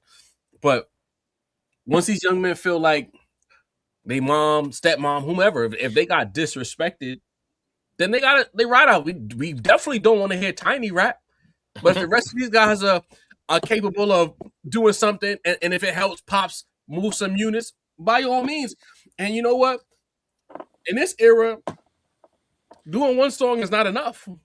Like you gotta learn, you gotta know how to internet. You know what I mean? Like if you're not really paying attention to social media how you're supposed to, what T.I. did last week is how you properly internet in 2026. You drop multiple songs throughout the week. Your sons get involved. This way, you completely flood and dominate the algorithm because everything is algorithmic now. The business of the situation requires you to put out mad music. 50 Cent, especially, it was a checkmate situation. Once 50 took those pictures down initially and said he wasn't fucking with niggas no more, that was white flag entertainment. And that was also an invitation by the Harris gang to definitely run the score up. Wait, he took the photos down? Yeah, he took everything down. Oh, I didn't realize that. And then it started posting about power. Right. Right. So with that situation, once they seen 50 take them photos out, it's like, oh, we got him now. Because when does 50 ever post and delete, nigga? He don't do that. Never. So once they seen that, it's we got this nigga now. So even if it is a rollout, now it's sport. Because you fucked up. It's still chess. And you played yourself taking that shit down. And now, on top of that, something we talk about here often on a round table, about having a moral high ground. 50 lost the moral high ground the minute he posted Tiny. So not only did you wave the white flag, you lost the moral high ground. It's all Harris. Anything they say about 50 going forward, that's a win for them. Because 50 made it something that's not. Like, you know, we always joke. And what I always say, no kids, to reference Scarface. No women, no kids. 50 took it too far left. All he had to do was call T.I. a rat the same way T.I. called him a rat. What you bringing Tiny over there minding her business? What you say fuck me for? That's what she said. You know what I mean? Because it's like she don't got nothing to do with this. You can't challenge niggas for defending their moms. In fact, especially in the southern household, let's call it what it is. I'm not southern, but I got southern family. You can't play with a nigga moms like that. Are you kidding me? With all the boys in that household, they all had to come outside. And that's what you saw musically. They came outside in defense of their mom. T.I. won this. Now going back to the business of it all, if T.I. decides now to go radio silent and not have another single or a visual out, he would have fucked up the whole package now. He can't just go quiet again. You know what I mean? Because you got the momentum. You got the moral high ground. You've beat the indomitable 50 Cent at his own game, which is interneting. So now you got to follow it up with something else because this ain't no. And the thing is, T.I. not no Puff. The thing is about Puff was low hanging fruit. Pause. You know what I mean? Like everybody knew what Puff was before that documentary came out, before the allegations said. We all knew. You didn't know about Diddy's because he wasn't tapped in. Long story less long. What hit the fan was just like, oh shit, a word, oh they finally got him, oh that's crazy. What's in the sports section? That's how I looked at that shit. But T.I.'s not that guy. T.I. don't got that type of smut. Most you could say was his dreads was trash and his comedy was trash. If that's how you feel, then put it in a rap. You know what I mean? So what if he not in shape? He dropped that song 2 months ago. That ain't stopped. His lack of shape ain't stopped him from putting that music video out in Abu Dhabi, whatever the fuck that was. Whack ass song. So there's no excuse. You know what I mean? But to bring a full circle, any person that's tying in J. Cole to the 50 Cent situation can get the fuck out of here. Those are two different things. We gotta stop the false equivalencies / whataboutisms in 2026. One guy saying he the best, dropping a diss and apologizing is not the same thing as what T.I. and 50 got going on. Stop correlating those two things. You're fucking stupid if you keep doing that. I'm not mincing my words at all. It's stupid. It's a false equivalency of the highest order. It's stupid. Go ahead, Mace. Nah, it's just you kind of cooked just now, but it's 50. I don't think 50 has to adjust to his invincibility being a little bit tainted, right? Because if you want me to be honest, 50 in the last few months, I've heard Rick Ross, I've heard Fabulous, I've heard Mano, I've heard Jim Jones, I've heard T.I., I've heard a lot of people mention what Puffy did to your baby moms. And I feel like that's like the elephant in the room is that don't post Tiny if the next thing that somebody is going to say is what Diddy did to, the mother of your kids. Diddy took your woman and you've been mad about it forever. Right. And that's the main reason that this whole vendetta against Diddy has even come, right? So I think 50, for a long while, he operated with a certain sense of, invincibility, people feeling like he was the boogeyman, the bully, you know what I mean? And right now, a lot of people are in corners laughing at 50 Cent. And I feel like this T.I. situation is kind of a microcosm of that, right? Because he didn't feel like this happened 5 years ago, right? With him and T.I. And everybody said, T.I., get off. I don't know if we still monetize. Job, forgive me if I mess this up. They like, get off my dick, bro. You know what I mean? Like, and everybody. I already threw a Frank early in the episode. It's safe. So we valid. So that's how everybody kind of felt like about it, pandemic time when T.I. was like, I'll beat 50. But the energy around 50 has kind of moved. You know what I mean? And I feel like that was part of the deletion. But let me ask you this, though, right? Because you talk about 50's invincibility. How many people can do what T.I. did to 50? It's not many. It's not many. Yeah. To be honest, not many. And the thing is, this is why he thought he was invincible going at T.I. He just pushed it a little bit too far. He need to stay on the Manos and the Jim Jones and the Fabulouses because y'all career ain't nowhere near mine. Right. You know what I'm saying? And if I stay silent, it's powerful against you. T.I. is, let's be honest, he's on the same level as 50 in terms of music career. Let's be honest. You know what I'm saying? Yeah, 50 may have sold more records. That's a conversation. But what I'm saying is they may not be on the right, like they may not be like in the same like in the same like number, but they're in the same tier. Right. But this is where I want to come in and I want to clarify things because people in the chat was coming at me. This is why I was saying like there should have been a T.I. and 50 thing. You know what I mean? Like we didn't need the kids involved in this. To me, we didn't need the kids involved in this. They in it. That's their moms. You gotta. I understand. They in it. They in it now. It's one of those things you just gotta accept, even if you don't like it. It's like but that's because he was capping. Right. If we was like the analogy Job gave, you'd be ready to swing on a nigga if he give a mom joke about your mom. You know what I'm saying? So if like, 50's kids hate him, maybe it could be a fair fight, right? Here's the thing, and I'm probably letting y'all into my life a little bit too in depth at the moment. My mom's been gone a long time, so I don't have those feelings anymore. You have mom jokes? Like she been gone so long, I'm not even attached no more. You know? Oh man, come on. So that's a wild statement. Right. Hey, somebody clip that, bro. Niggas be ready to die over their mom. I'm not the same way Tiny A need to be in it. It's equal parts at that point. Why bring Tiny in? That's the kids true. Mucked it up. The kids That's definitely true. like mucked No, it up. And you're right. Like I will. The thing I didn't say earlier. 50 Cent is definitely corny for bringing the wife / mother into this. You know what I mean? Like this is something between T.I. and 50. 50 didn't need to bring Tiny into this. You know what I mean? He didn't. The same way that Drake didn't need to bring Kendrick's baby moms into it. You know what I mean? The dead mom shirts is kind of just fucking up my whole energy though. That's what make me feel like this whole shit is just in a different vibe with the dead mom tees. Like I'm like we're in a whole different space, bro. You shouldn't have talked no shit. You shouldn't have talked no shit. Hold on. Because Earth passed away, and I ain't stopped 50 from talking about Earth. Yep, this is true. That's true. This is true. It's all safe. It's all sanctioned to me. If it's all good, it's all good. Funny.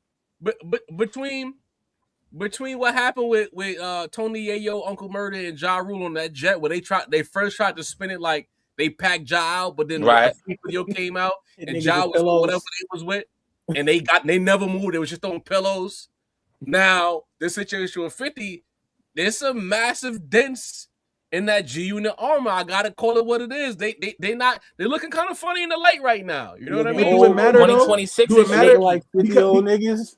Because think about it, right? Like let's say you got a daily driver, right? Like let's say you got like a 2002 Honda Civic, but you also got a Benz that you drive on the weekend.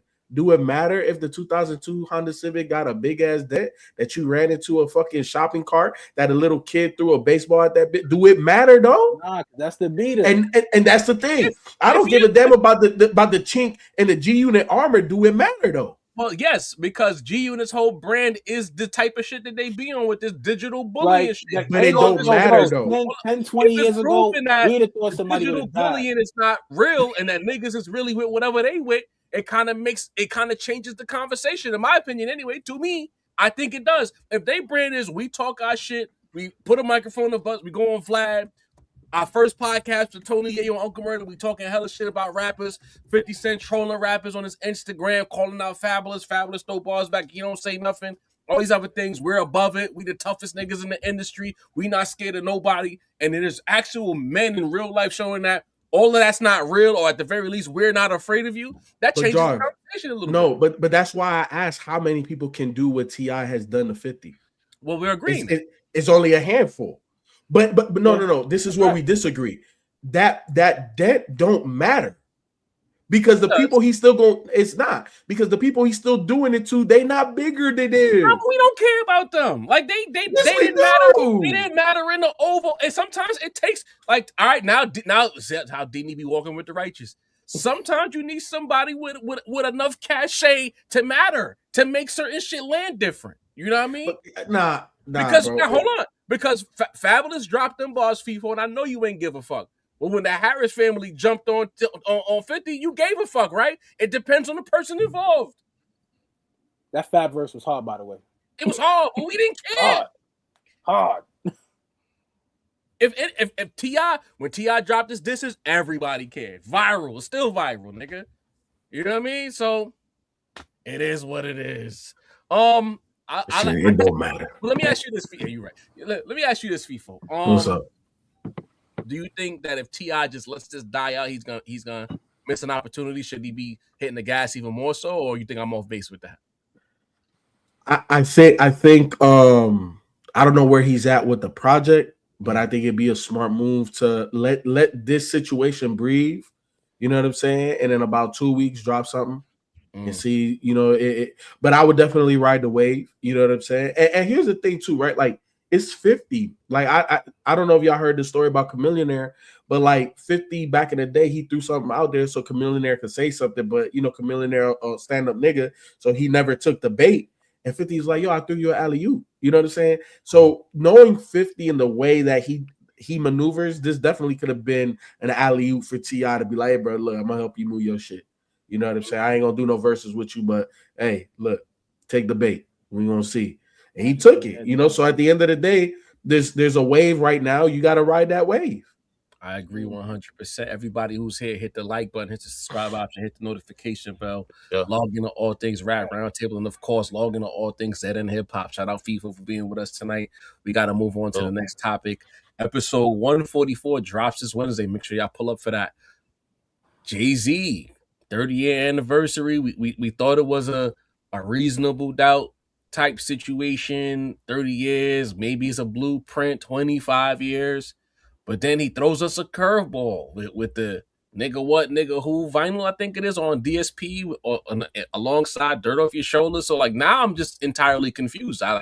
What's going on, Jay? We kind of have a sense that it might be a concert, but Sin, man, I'm 100% lost as to what to expect from Jaÿ-Z. I think I'm going back to what I said last week. I think he got an album on the way. I still might be wrong, but you can't be doing all of this for a fucking concert. Pardon my French. You might be right. I did go on wax and on the record and say that I think it's a concert, not necessarily a project. Now this week, I might be leaning more towards the side of a possible project. But what I find interesting is that so it's vinyls that he's releasing on his website. Excuse me.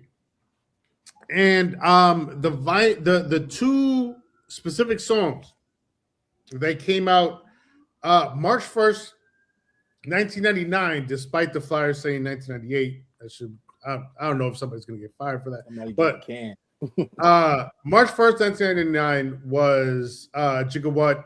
I'm not saying the actual title because people might have feelings out there. And then people still think you're white, so I mean, I guess.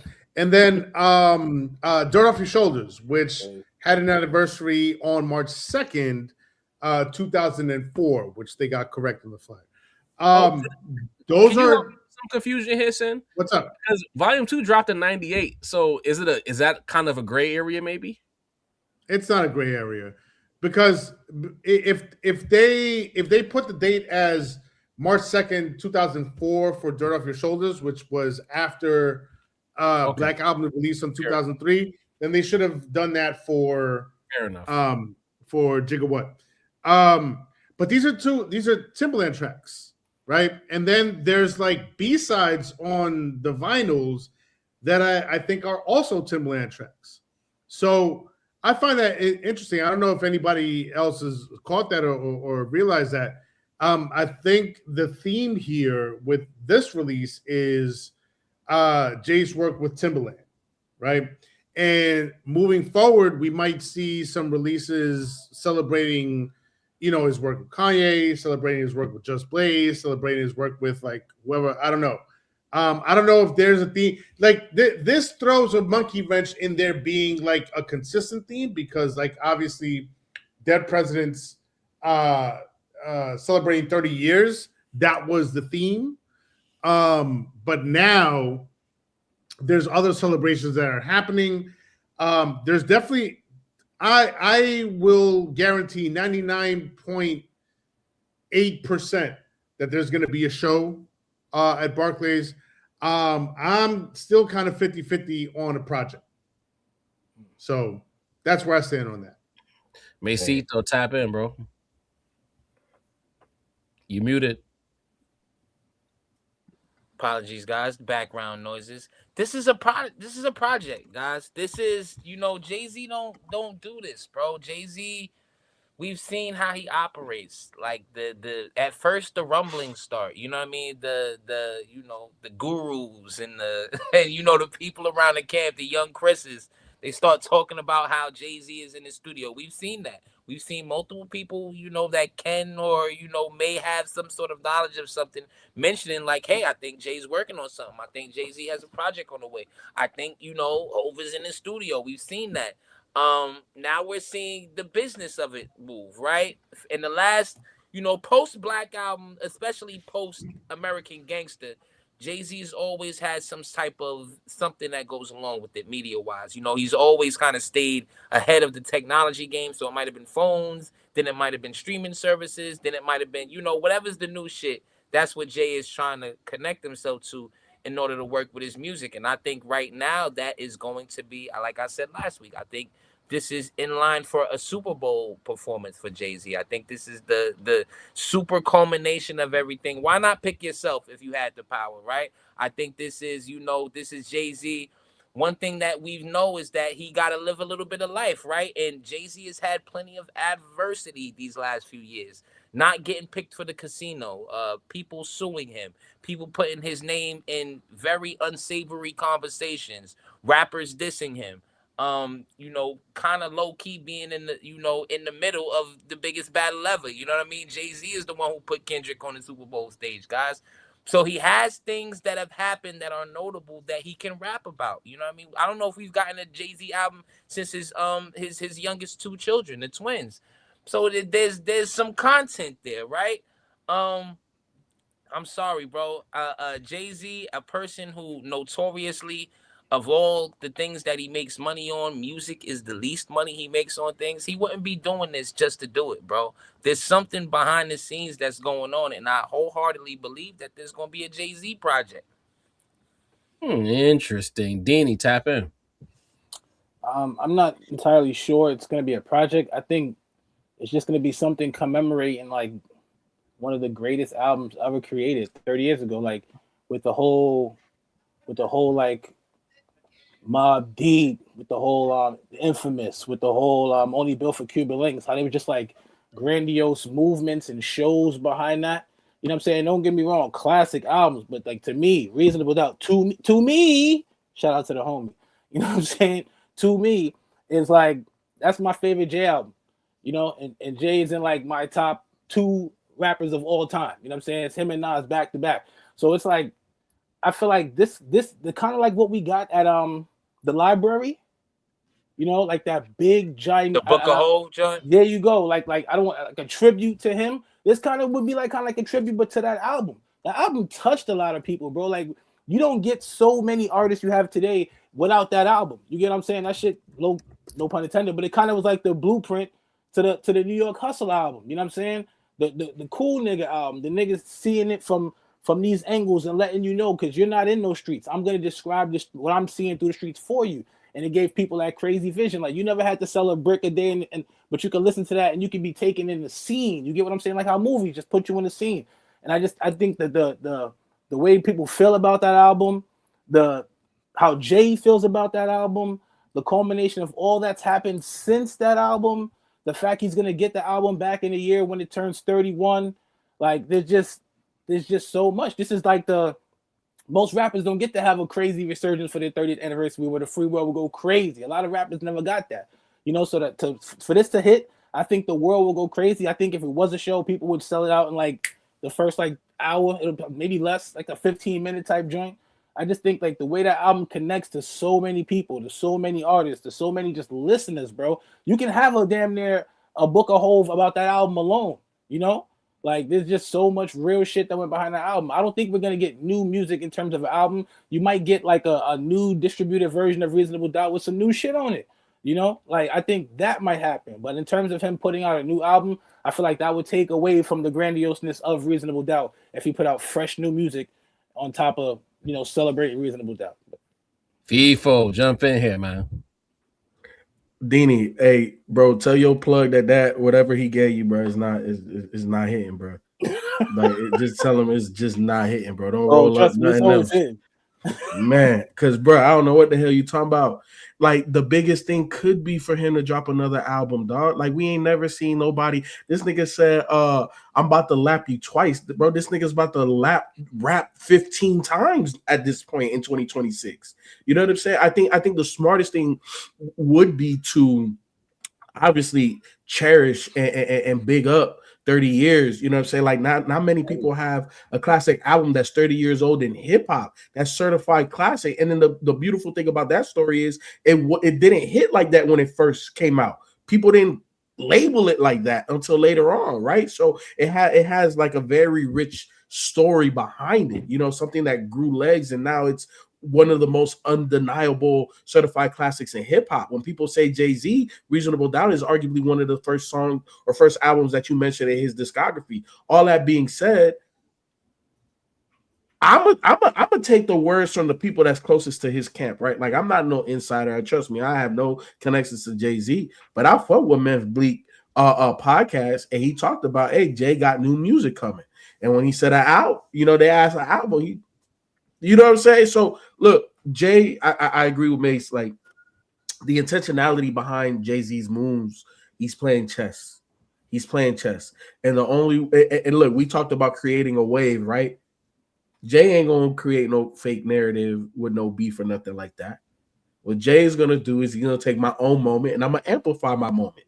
Because ain't nobody bigger than me anyway. I'm my own promo tour. You know what I'm saying? So look, whether it's associated, attached to this, that, and the third, I don't know. Right? It's been a very long time, and I also agree with Mace or Andini, where he needs to take time off to have that content to rap about, and it's been a very long time since 444.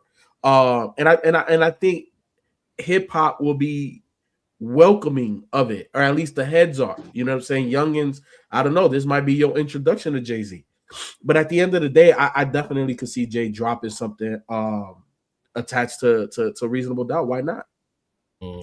Great responses by my guys on the panel. Hit the like button. And you know what? There's little bubbles and pockets within the internet, and they say things. And, if you have enough people within those bubbles and pockets, it becomes gospel. And it sounds cool to say because you create a little echo chamber that supports your opinions if you have enough people around you in those bubbles or pockets, right? But in the grandiose picture where there are no bubbles or pockets, Jay-Z announcing an album immediately becomes one of the most anticipated albums of the year. There's a couple of cafones in the chat who love who they love. I ain't gonna say who they love, but they know I'm talking to them. And they've convinced themselves that he don't matter, right?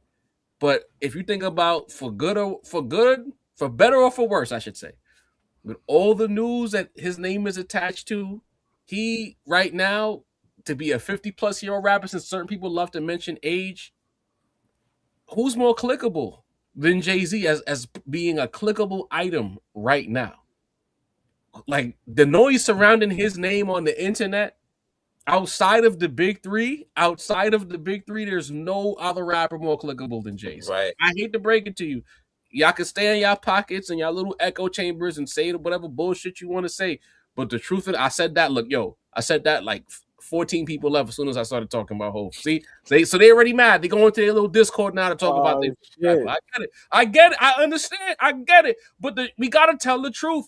Regardless of how we feel about him, the individual, and you are within your right to feel that way about Jay-Z. We're not having a conversation no more about Hov.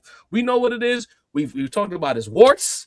We've talked about his successes. We understand that. But goddamn it, he announcing he's dropping, it becomes a thing. And of course, why not? Why not saddle the 30th anniversary of one of the greatest debut albums ever to a new album? 30-year anniversary, you could spin it as a new beginning. Maybe this is the S. Carter album he was talking about back in 03, 04. Or maybe it's just another Jay-Z album. He doing some corny shit where he's going back to the future. He changed his name back to the Reasonable era, and that might be corny too. But nevertheless, he has a lot to talk about. And I said it last week. It ain't been this much negative energy towards Jason's Blueprint when New York was kind of turning on him. They was kind of tired of him winning and being about the money and all that and not really representing the code and ethics of hip-hop. And he felt the way about that shit, and he spoke about it through the music. Right now, I think it's the same type of energy. Niggas is tired of Jay-Z. There's people, whether right or wrong, they want his name to be in them files. They really want his name to be in them files. They're not even screaming Illuminati no more. They screaming Epstein now. They just want this nigga to fall, right? So he has a lot of ammunition. They mad at the NFL thing. He's an adulterer. He's Beyonce's husband. He's not popping. We don't listen to his music. He don't matter. Funk flexed on the net saying that he not on the social media, but he got a burner because he can't handle the comment sections. It's mad shit he could talk about. You know what I mean? He is, you know what? He might be persona non grata amongst the common man in hip-hop. Well, what better time to drop an album? Because all them niggas who don't, look at J. Cole, all these niggas that don't like Cole, or niggas like us who judge Cole for his decisions, we was the first thing this person played. You know what I mean? Facts. Jar, let me ask you this. Jay-Z drop, he outdoing Cole numbers? I don't think so. Damn, 250, 300 is tough, bro. I don't think so. Well, you know what? Let me say it like this. It depends on if he's taking a 4-4 route again, absolutely not. If he gets back in his usual formulaic, let me do a little radio sticker, let me try to get outside, he might maybe 150, 160, somewhere around there. But the Rock Nation promo machine is so powerful that he might could. But old heads are spinning crazy. Comeback anyone 35 to like 45 and up is maybe I'm tripping and saying though. The Word. Clips is 100K. You know what I'm saying? With You want to know what I think it is? With vinyls and physicals, I think Jay could go 250, bro. Heads came back outside, bro. You want to know what I think it is? I think it's with a proper rollout. With a proper rollout. A proper rollout, yeah. Proper rollout. I might be tripping. With a proper rollout, but the music got to be there. The music ain't there. It's Clip. I agree. I think it's a deluxe. I think there's gonna be a lot of physicals attached to the deluxe. I think, and to be clear, a deluxe of Reasonable Doubt, naturally. There's gonna be a deluxe with physicals attached to it, and I think there is going to be new music attached to it too. I don't see an entire new project. I think there's going to be new music on a deluxe with a lot. Excuse me, with a lot of physical. If anything, he would let this breathe for this year, and then next year maybe produce some new music, like a new album. I will see next year, but this year is reasonable, bro. Here's what he won't do first week: 17K. Tell you that right now, nigga. God damn it. That's you forget. Hey, you man. forget I'm currently signed into the account too, bro. So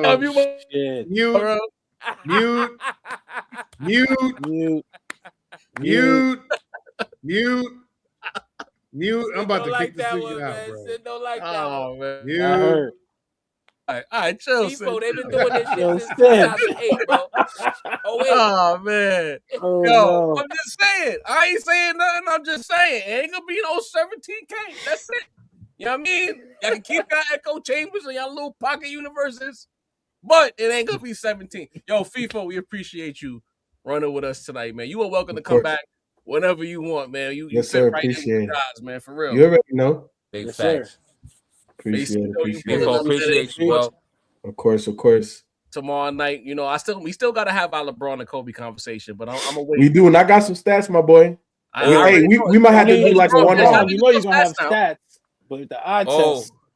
Oh man, Nick was distracting me last week, but you know, I got to get back on there. And we gonna sort it out. You know, James Harden was right after we had that conversation too. I'm like, God damn it. Hey, look, tomorrow I'm gonna be on the show, but I'm gonna be mad late. You know what I'm saying? So I won't be early on there with you, but hold it down. Appreciate it. Again, check out DeadEnd Sports, 9 p.m. Eastern Standard Time tomorrow, Tuesday. You know what I'm saying? So I'll be there late. You know, the regular crew be there, and Mace gonna be there. Yes, sir. So pull up. Feefo love, bro. Beef, be good, yes, sir. bro. All right, man. I'll holler at y'all. Yes, all right, be easy. All right, appreciate Feefo pulling up, but we got one more topic to get to. Nas fans, relax. I know I gotta troll y'all a little bit. I gotta bother y'all a little bit. A little bit. If y'all could get sensitive now when we talking about our favorites, y'all not my friend for real. We gotta talk our shit. You know that the rivalry will never die. It would never die. Cut niggas. Would never die, nigga. I ain't took a swipe at y'all niggas in years. You know what I mean? But I think a little, you know what I mean? A little claw, a little pop. Safe on this side. For old time's sake. For old time's sake. But nevertheless, hit the like button, hit the subscribe option, hit the notification bell. Again, shout out Feefo for pulling up. Shout out Mickey Factz for opening the pod with us as well. As promised, our guest delivered. Real good vibes. You know, Monday night with the Rap Roundtable is must-see TV. We got the best show on Mondays, period. But out of left field, but kind of been talked about for a couple of years. Rome Streetz, Boldy James, collaborative album, Manhunt. Yet again, another combination you're not necessarily expecting, but when you got it, it kind of worked. So, yes, the rap side, what are your thoughts? Ooh, my thoughts on this. 7 tracks, low, compact sort of EP kind of project. I like it. Gives us a little taste of like what these two are like together in one project, and I gotta say, I want more. After listening to this these 7 tracks, six songs in one intro. So 6 songs, 18 minutes. We need more Boldy. We need more Rome. You know what I mean? Coach, if you out there, if you're listening, if you're watching, put that in motion, man. Make it work. Make that happen. Give us a full project. I feel kind of spoiled, honestly, to have in 2026 to have these 2 levels of MCs, Boldy James and Rome Streetz, on one project. It starts off, obviously, the intro, not a song, so we'll skip that. But the first song, Hot Plate, right off the rip, love the beat. It's haunting, which is what I would want for both of these MCs. I feel like the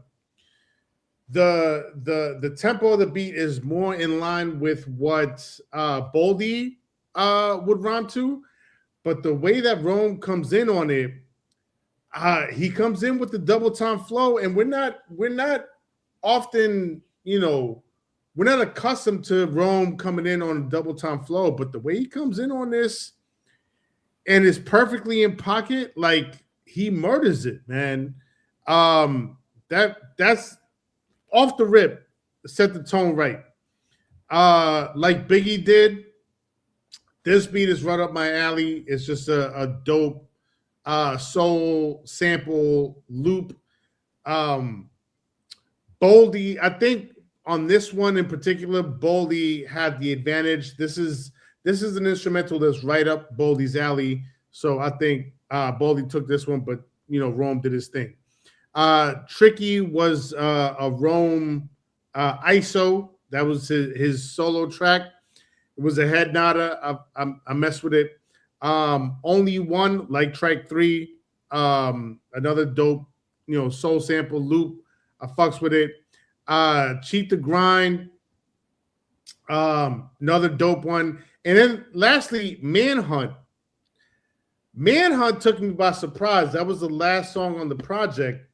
The production on it took a quick left turn from the rest of the project because it had, like, I guess, cleaner, more modern drums. It had a bass that was a little bit more prominent. And it felt like a more modern take on production. And Boldy and Rome did their thing on it. Like, I have no complaints about this project. I've really enjoyed this project quite a bit. Right up my alley, again, with the samples, the soul loops, even the production that was a little bit more left of center. I fuck with it all. This is a dope project, and I want more. Deanie, your thoughts, bro? I concur with Sin on a lot of it. Fire. My typical issues I have with Boldy were kind of like what's the word I'm looking for here? Basically, it was basically drowned out. To say, there's a word I'm looking for. Where something assists something. Basically, like something that you don't like about something, but if you pair it with something else, it kind of just works together. Like in terms of them together, I feel like the things that you would usually say counterbalance. There you go. Like the things that you would say would be possible negatives counteracted and work with each other here. I always feel like Boldy shit is a little more laid back, really monotone, but it wasn't like that on here. Even the production from him, monotone production with monotone like flows and vocals sometimes can be a little drowning, but I feel like with him and Rome together, they kind of balance each other out in a great way. Like Hot Plate was fire, but like Biggie did is the one to me that was like, whoa, me, I love a good soul sample.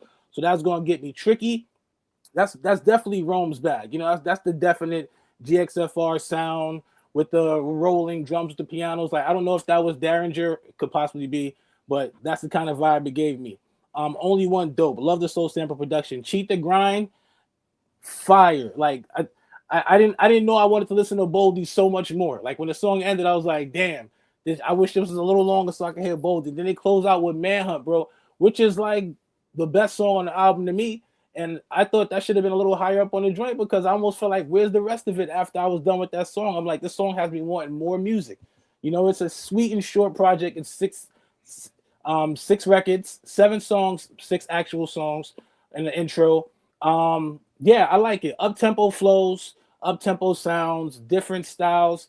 I'm glad what they both brought out of each other. You know, like if there was, I don't really have much to say about Rome Street. Like I feel like Rome is like exceptional. Only thing I would say is that pick more livelier beats sometimes. Like the way you sounded on Manhunt, bro, was like fucking me up because I'm like, this is the way Rome Street should be sounding. Like the beat was, but the beat also had like a almost like a modernized Nori beat from like the 90s almost. You know what I'm saying? Where like it had all the aspects of what you want from a dirty, gritty beat, but it had like modern tones of with some extra bop. And I thought that was dope.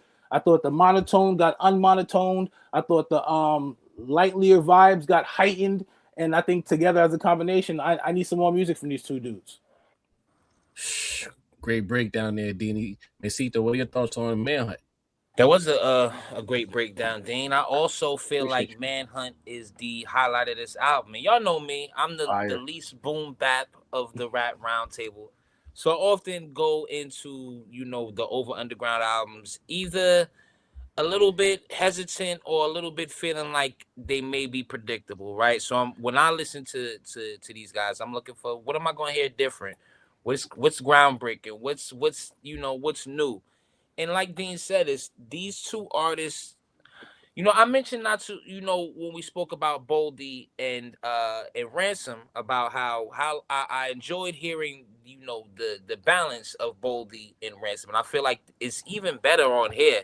It's like you say, Dean, like the beats, obviously, that's always gonna be, you know, a certain place because boom bap fans are looking for a specific thing. But they definitely, you know, the BPMs definitely get a little different, especially on Manhunt. Definitely gets a little upbeat on us. Boldy and Rome, while they stand for the same thing, they have two distinct styles. You know what I mean? Like that, you know, that is it very regional, right? Rome is super New York. Boldy is super Detroit. And it works together. Two hood spots, two places that you know are known for lyricism and the type of raps they spit. So I enjoyed it. You know what I mean? Just like you say, Dean, it's a little short, which worked for a listener like me. I seen T Blacks saying she was done with us because we was going over underground. But if you know, this is the type of album that's made for that type of ear. Like you say, Dean, by the time you're done with the last song, you're hoping you're saying, oh, that's not enough. But that's for me, I rather that than people say, all right, it's the 8th song that sounds like this, bro. You know what I'm saying? So I'm always gonna be hoping that, you know, these groundbreaking artists on the Over and Underground, and there's huge arguments that Rome Streetz and Boldy James are the top 2 artists in this lane right now. Well, I always look for, like, you know, and I love Craven, I love Conductor, but I always look for a little bit different production wise, just to change the sound up a little bit. I feel like there was enough balance with the cadences, with the voices, with the flows here on this project that I didn't feel like it was a chore for me. I enjoyed it. Facts. Excellent. I mean, for me, I got one gripe with this album, and it has nothing to do with music. I just feel like if you look at this landscape and how it's built out, who the tent poles are of that landscape, and how Griselda maximized what Rock Marcy did. Then you have the Rogues, Like a Stove God, the West Side Guns, the Benny the Butchers, the Conways. Those guys really ran some part of me for even forgetting that 38 Special. All of these guys have helped build out an ecosphere where they're making really good money. These are not guys, maybe, you know, in a round table popularity scale, can they go to McDonald's? In certain neighborhoods, no. But generally, yeah, they can go to McDonald's. But in the midst of going to McDonald's, they have carved out a lane where it's become very lucrative for them to make their art and do it at a high level. And I'm disappointed because by way of building this whole thing out, Rome and Boldy coming together should have had much more fanfare. I think there was a lost opportunity here as far as fanfare goes to really push this album in the right direction. That's what I'll say to that. The whole thing about NYC not supporting Griselda, that's not true. You know, it's I'm really tired of having this conversation, man. Like, if y'all keep going to Funk Flex and Ebro and DJ Self and all these other guys and saying that's New York, the entire city, then you're not really doing the knowledge for real. Because when we go, I could speak for Dini and Sin. When we go to these shows, they're not empty. There ain't never been a Griselda or a Griselda at a J show that we've gone to that wasn't packed, shoulder to shoulder, packed. Don't step on the wrong shoe type energy. You know what I'm saying? We went to the Top Shelf Premium show back 2021, right when the world started opening up again. Packed. So if you're looking at Funk Flex and Ebro and these guys to support, then you're losing the plot, because the people, Joe Nobodies, all of us, we're supporting with our time, our money, our energy. So stop this New York rhetoric, because they'll tell you, the rappers themselves will tell you, when I go to New York and I do a show, it's packed out. So what are we talking about? What New York isn't supporting it then? Let me know. If you the New York that listens to J. Cole, you know what I mean? The New York that listens to Drake, the New York that listens to Kendrick, y'all gotta understand, like, if you're not really in New York to understand how New York takes in music and how big of a city it is by proxy of any other city in the country, stop talking about how we do things, please. We not in Cali telling Cali how they do their business, or Miami or Atlanta, because we don't know. So stop saying that shit. But when it comes to the album, though, Sin, you gotta relax. I just seen that. That was off the record, y'all. Nothing to do with the podcast. This album is really strong. That's why I had to open with that diatribe, because it's like these guys, they work really well together. Two very unique styles, unique voices, unique deliveries, but very sharp, strong lyricists, lyric-driven performances. And they didn't choose beats that were too dark or muddy. You know what I'm saying? Because that's a thing now. Like, with that space, sometimes they tend to go overly dark. Overly dark. These guys found a happy medium to where it's still dark and it's hard, but it's more in line with beats maybe a West Side would choose. And it's not even nothing too crazy. It's 18 minutes. It's almost like an appetizer. Like, this ain't the real album. To me, the way they sequenced it, where you have Tricky being the Rome solo, and then you have Cheat the Grind being the Boldy solo. They're giving you some back and forth with Boldy and Rome. They give you the solo Rome, the solo Boldy, so both fan bases are pleased. Then they ended it off with Manhunt, which is a complete left turn from the rest of the project, but almost in my eyes, maybe I'm fantasy booking, but in my eyes, that feels like the movie trailer for the actual album. Like, this is where we really gonna go when we link up again. And it's hard. Like, if they ever decided to put this out or do a visual or a visualizer for it, I'll be pleased with that, because all this music is hard.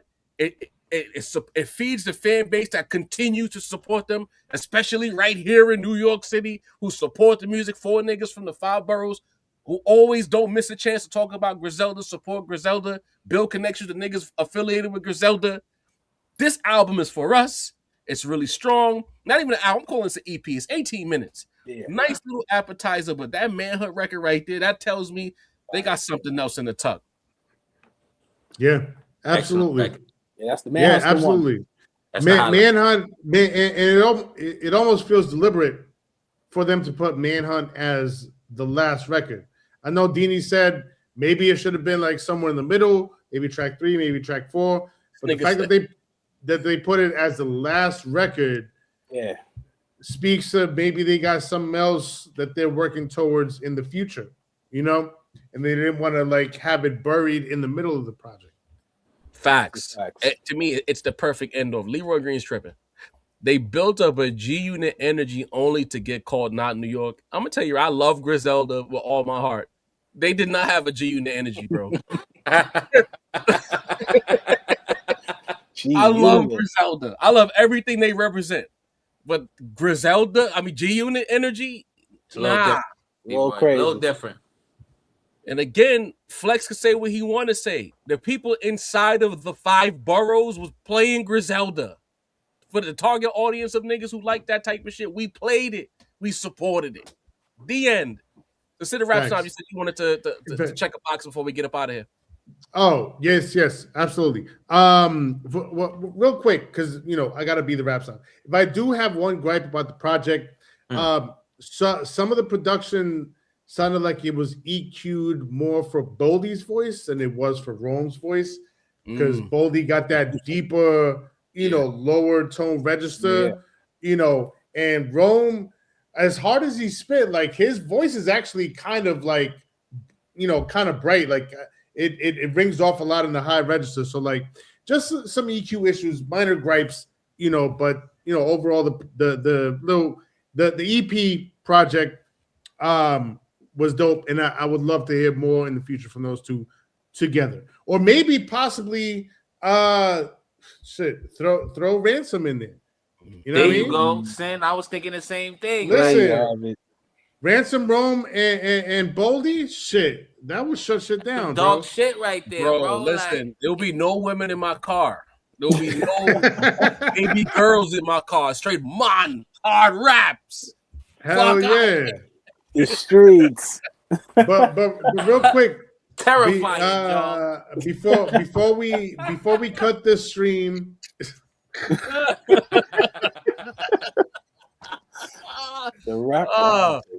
Before we cut the stream, I have to pay my respects. We want to pay our respects to 2 people. One, Oliver Power Grant, Power from the Wu-Tang Clan, executive producer, the financing, the money behind the entire movement. We talk a lot about the Wu-Tang era, what a force it was, what a force it is to this day. I'll be talking about it on 144, because motherfuckers want to come for, New York again, but and Wu-Tang specifically. But, to this day, we have sold out arenas for Wu-Tang Clan in 2025 last year. I was at one of those in New Jersey. Like, the Wu-Tang movement is never going to die. Wu-Tang, as they said, is forever. Yeah. And beyond RZA as the creative leader, all the MCs and everything else, Oliver Power Grant, the financing behind all of it, the creator of Wu-Wear, we gotta acknowledge exactly. We gotta acknowledge everything about Wu-Tang, including Power, an integral part of the whole movement. Without him, it doesn't get financed and it doesn't happen. So rest in peace to Power. And on to another Power. I just saw word that Bob Powers has passed away. One of the greatest, engineers, audio engineers, music engineers that we've ever had in the history of music. Big part of the sound behind A Tribe Called Quest. And so I just got word that he passed away. Got to pay respects to him. So two major powers in hip hop, and especially that Tribe Called Quest, Wu-Tang era. Got to pay respects to them. Rest in peace to both of them, and Godspeed out there in the cosmos. Salute, Sam. That is a fact. Salute, Sin, making sure that he does the due diligence for the Rap Roundtable. We got to get to the super chat so we can get up out of here. Another long Monday night. You can tell we ain't showing y'all these past few Mondays now. You know what I mean? Wow. First super chat, as always, Jermaine L. Johnson, part of the mod team. Homie the Clown got us in another war. Thank you for this 2-hour distraction, fellas. You're welcome. Yo, shout out to you. Well, that's what we're here for. Yeah. JLJ, I know that's not your name no more. I know you JJ now, but you still cooking, bro. Facts. They don't want us on politic time, B. Hey. They don't want us to connect in politic ditto, you know what I mean? Yeah. It's too easy. Fought out of holler says Cole had smoke for a woman who told him he needed to read and broaden his horizon. Now he's too elevated to respond. Cold sores are on serious people. Cold sores, bro? Them vegans is something else. Cold sores? I hate them, bro. I Coal can't. miners, Because they sores. so biased, bro. And so uppity and righteous with their biasness. Like, get the hell out of here. Bias. You know what I mean? Get the hell out of here, man. Like, I want to swat them with a broom, bro. Mike H with a part of the mod team. Mike H, that's a stat legend right there. That's one of the day ones for day real. one. Mike H, bro. You know what I mean? We're deciphered. We're read. I can't even. Is it we are deciphered? We are deciphered. Man, phonetics, boy. We You are keep typing like that, they gonna think we got a New Delhi plug. So you cool it. J. Cole responded to it. Somebody pull some titties out. What you mean to a T? J. Cole responded to a tweet from No Name. He definitely can respond to a track from CyHi. This is No Name kind of facts. from No Name. I would. This is kind of true. This is kind of true. I'm not even gonna fight back against that. He has a point. Yes. M. Marquis says finally the truth about Joey. That was when FIFA was on talking about the Rayvon and Joey thing. Rayvon got cooked. Sorry. Flambé. It's too easy back again. Says where was the worrying about rank when Cole is punching on mumble rappers? Cole is known for punching down, but now he got to worry about rank. Dean, come on. This is true. When he was dissing Lil Pump and all that. You know? We call you Deanie the bounce. We gotta start calling you Clout Deanie because man, it's not clout, man. I'm trying to dodge the clout. KPS 91 says Cole dropped this song to Diggy, No Name, and Lil Pump. Maybe only M has a weaker disc catalog. Woof. Wayne is up there, and I'm Young Money forever, but yeah. Wayne they going back. I remember that too. When he was on Hot 97 spitting them whack ass bars. Next one. KPS again. J. Cole did the second weakest move. The lawsuit is the weakest of all time. I mean, I really don't think about Drake. So it's like I have a blind spot for that. You're right. It's not You're right. About out in the chat. OVO Mace. You know? Jermaine L. Johnson, aka JJ, once again says a man who doesn't take care of his family can't be rich. And for this reason, 50 knows T.I. will always be much wealthier than him. Well said. Well said. Kind of cooked him with that one, man. Host God 207 says Sin, that's cap. Let him know was in the top 40 on Billboard and climbing before the beef started. That is not true. That is literally a lie. In fact, I saw an article after the beef started where it went from like 83 to 40. That's a report that I saw. Yeah. So it wasn't no top 40. Like do the knowledge and don't lie. How you gonna spend bread with lies, gang? I appreciate the $5, but come on now. $5 lie. It went from 83 to 40 or 80 to 43, something like that. M. Marquise with a $10 house says Fifth Road and Eminem co-signed an audience to a 2-album run ever since he's been packed out lyrically by numerous MCs. Very true. Shouts to Obi Trice and D12, bro. Oh shit. Mm-hmm.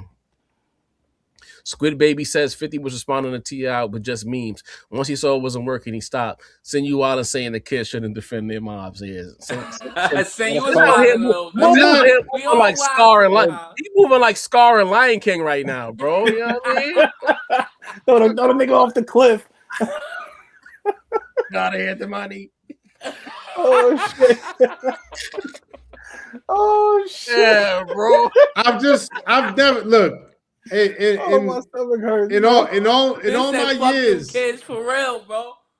In all my years, I've never seen the kids come out like this, and it's just it's taking me aback. But if y'all say the kids should be in it, then the kids should be in it. If you like it, I love it. Fuck it. You got women here saying you hate your moms now, saying you got to clean that up. Right? Come on, man. Chill. All right. Squid Baby says seeing T.I.'s family defend mom is a beautiful thing to me, especially when it's done artistically. No violence, just music. Facts. Yeah, that's a fact.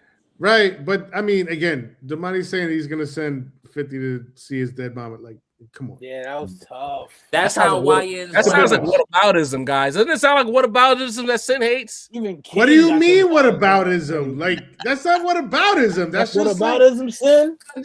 Then cooks me every time I use what it. do you mean? You just pulled that out. You just pulled that out of your ass, bro. Like that's not a whataboutism. That's just Whataboutism.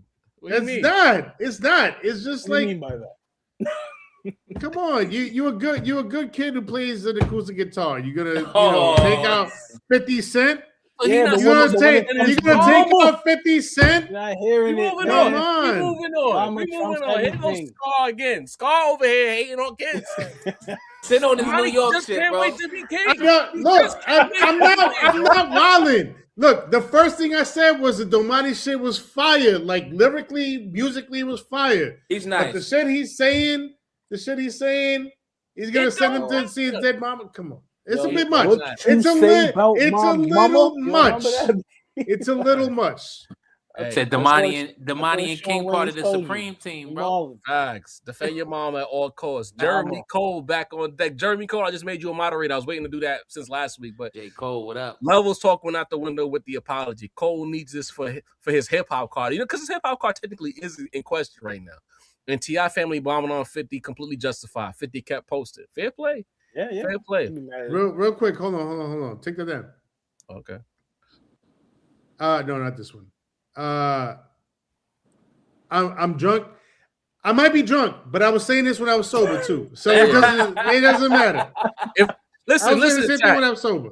If we don't mention Sincere's cup, that means he's fine. Okay? If Right. we don't mention it, there's nothing going on here. Don't watch that. You know what I Sin is a mean? vet. He don't just get drunk off of He one does, cup, bro. man. Facts. Like, what are we talking For about? real. Last but not least, TB. TB. My team, $50 Legend. house says hate my face. Firebug, aka 50 Cent, got packed. Miss Jackson is a top 10 diss track of all time.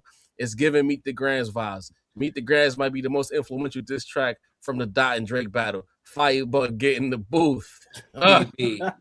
When the TB, ladies you know is I telling love you you. get in the booth, you ain't got a TB. choice. One's Bundy in the building says if CyHi drops an album this year, would that put the diss song in clear Clout Chase territory? Yeah, it already is. But yeah, They're it'll ready, be dog. a clearer Clout Chase than All right. even I before. got. It seems I have more things to clear up. May Yes, I yes. very quickly? What's up, Sin? I do not have beef with no more. I lost. Yo. I don't have beef with Yo. no more. Hey, you I did just it to haven't yourself. had. He might not let you I live this one understand. down, No, boy. I understand. I have to clarify it. I just haven't had her for a very long time. It's difficult for me to put myself in a situation where I'm, thinking in that sort of way, So, Crash out, nigga. That's what you get for sharing too much, bro. That's all you. No, got. it is what I get. Wait, there was another one. That's when they thought you was drunk, Sin. When you went on the mother. Yo, Ohio players bugging the fuck out, bro. Should be punching walls on Mother's Day. So, hey, They listen. said send this tray from Boys in the Hood on Mother's Day. Why can't it be Monday? Look, Oh shit! Two back to back Boys in the So- Hood references. hey, listen. So, sometimes I do. You know what I mean? It's real life. Oh man, yo, real quick word of advice before we get up out of here. If you on Twitter and somebody DM you and it seemed too good to be true, don't click on that link. Niggas is out here losing their pages and shit, getting blocked and all that. You know what I mean? Like at this point, at your big age, you shouldn't be clicking on random links. Just be careful out here in these Hold Twitter on. streets. Okay? It just dawned on me. People might think that she abandoned me or something. She passed away a long time ago. That's the overall point. I don't know if people are getting that misconstrued. Oh, So- okay, fair enough. Jeremy Then- Cole at the buzzer Sin, says didn't you? that Gibbs the perfect opponent for Cole and he sent shots. I mean, we gonna see. Gibbs too relentless. Yeah. Tasha Mack with a $10 holla at the buzzer. We love Mac. y'all. Appreciate y'all. Real shit. Matter of fact, I'm adding T Mac to the mod team because she show love each and every. Team Miggity. Hold on, this shit is hilarious. Sincere clubs, baby seals, and mothers. Yo. Yeah. No, niggas is wild. Oh man, Oh shit! I love y'all, man. I love y'all. Please For real. give Twitter. Twitter. I'm tripping. Don't lose your pages. Don't. If it's a woman and she seems like she likes you, just pretend it's too good to be true. Don't click on the link. Don't click on the link. Don't click on the link. God damn. Sin, Do didn't whatever you used to you teach do. a class about that, bro? Word. Watch out for the fishing. Whatever you do. Fishing links, Don't dude. click on that link, my nigga. Don't click on that shit. This is bro. real shit. Fishing Bro. links, I'm not being dude. that serious. Protect your privacy online, bro. Yo, that's dead ass a class. Facts. That's what I'm saying. I used to Protect your privacy online. I used to assist you in those classes, Sin. You know what I mean? Bro. Only you And can she looks Yo. amazing, bro. and she look like she's out kicking your coverage, and she's offering you some cryptocurrency shit. Don't click on that link. All right? Don't do it. Don't do it. All your years of hard work will be done for in a moment of blindness. All right? Don't click on that link. Any the balance. Take us home. Oh my Yo, god. shout out to each and every person watching right now, whether live on the playback. Don't forget to hit the like button, subscribe, swipe hype, show the love. Shout out to Jarvie, shout out to Sincere, shout out to Macito. I'm Dean the Balance with our powers combined. You see what the fuck is going on right here? It's the Rap Roundtable Monday Night Raw, episode 144, Wednesday, y'all. Tap the fuck in.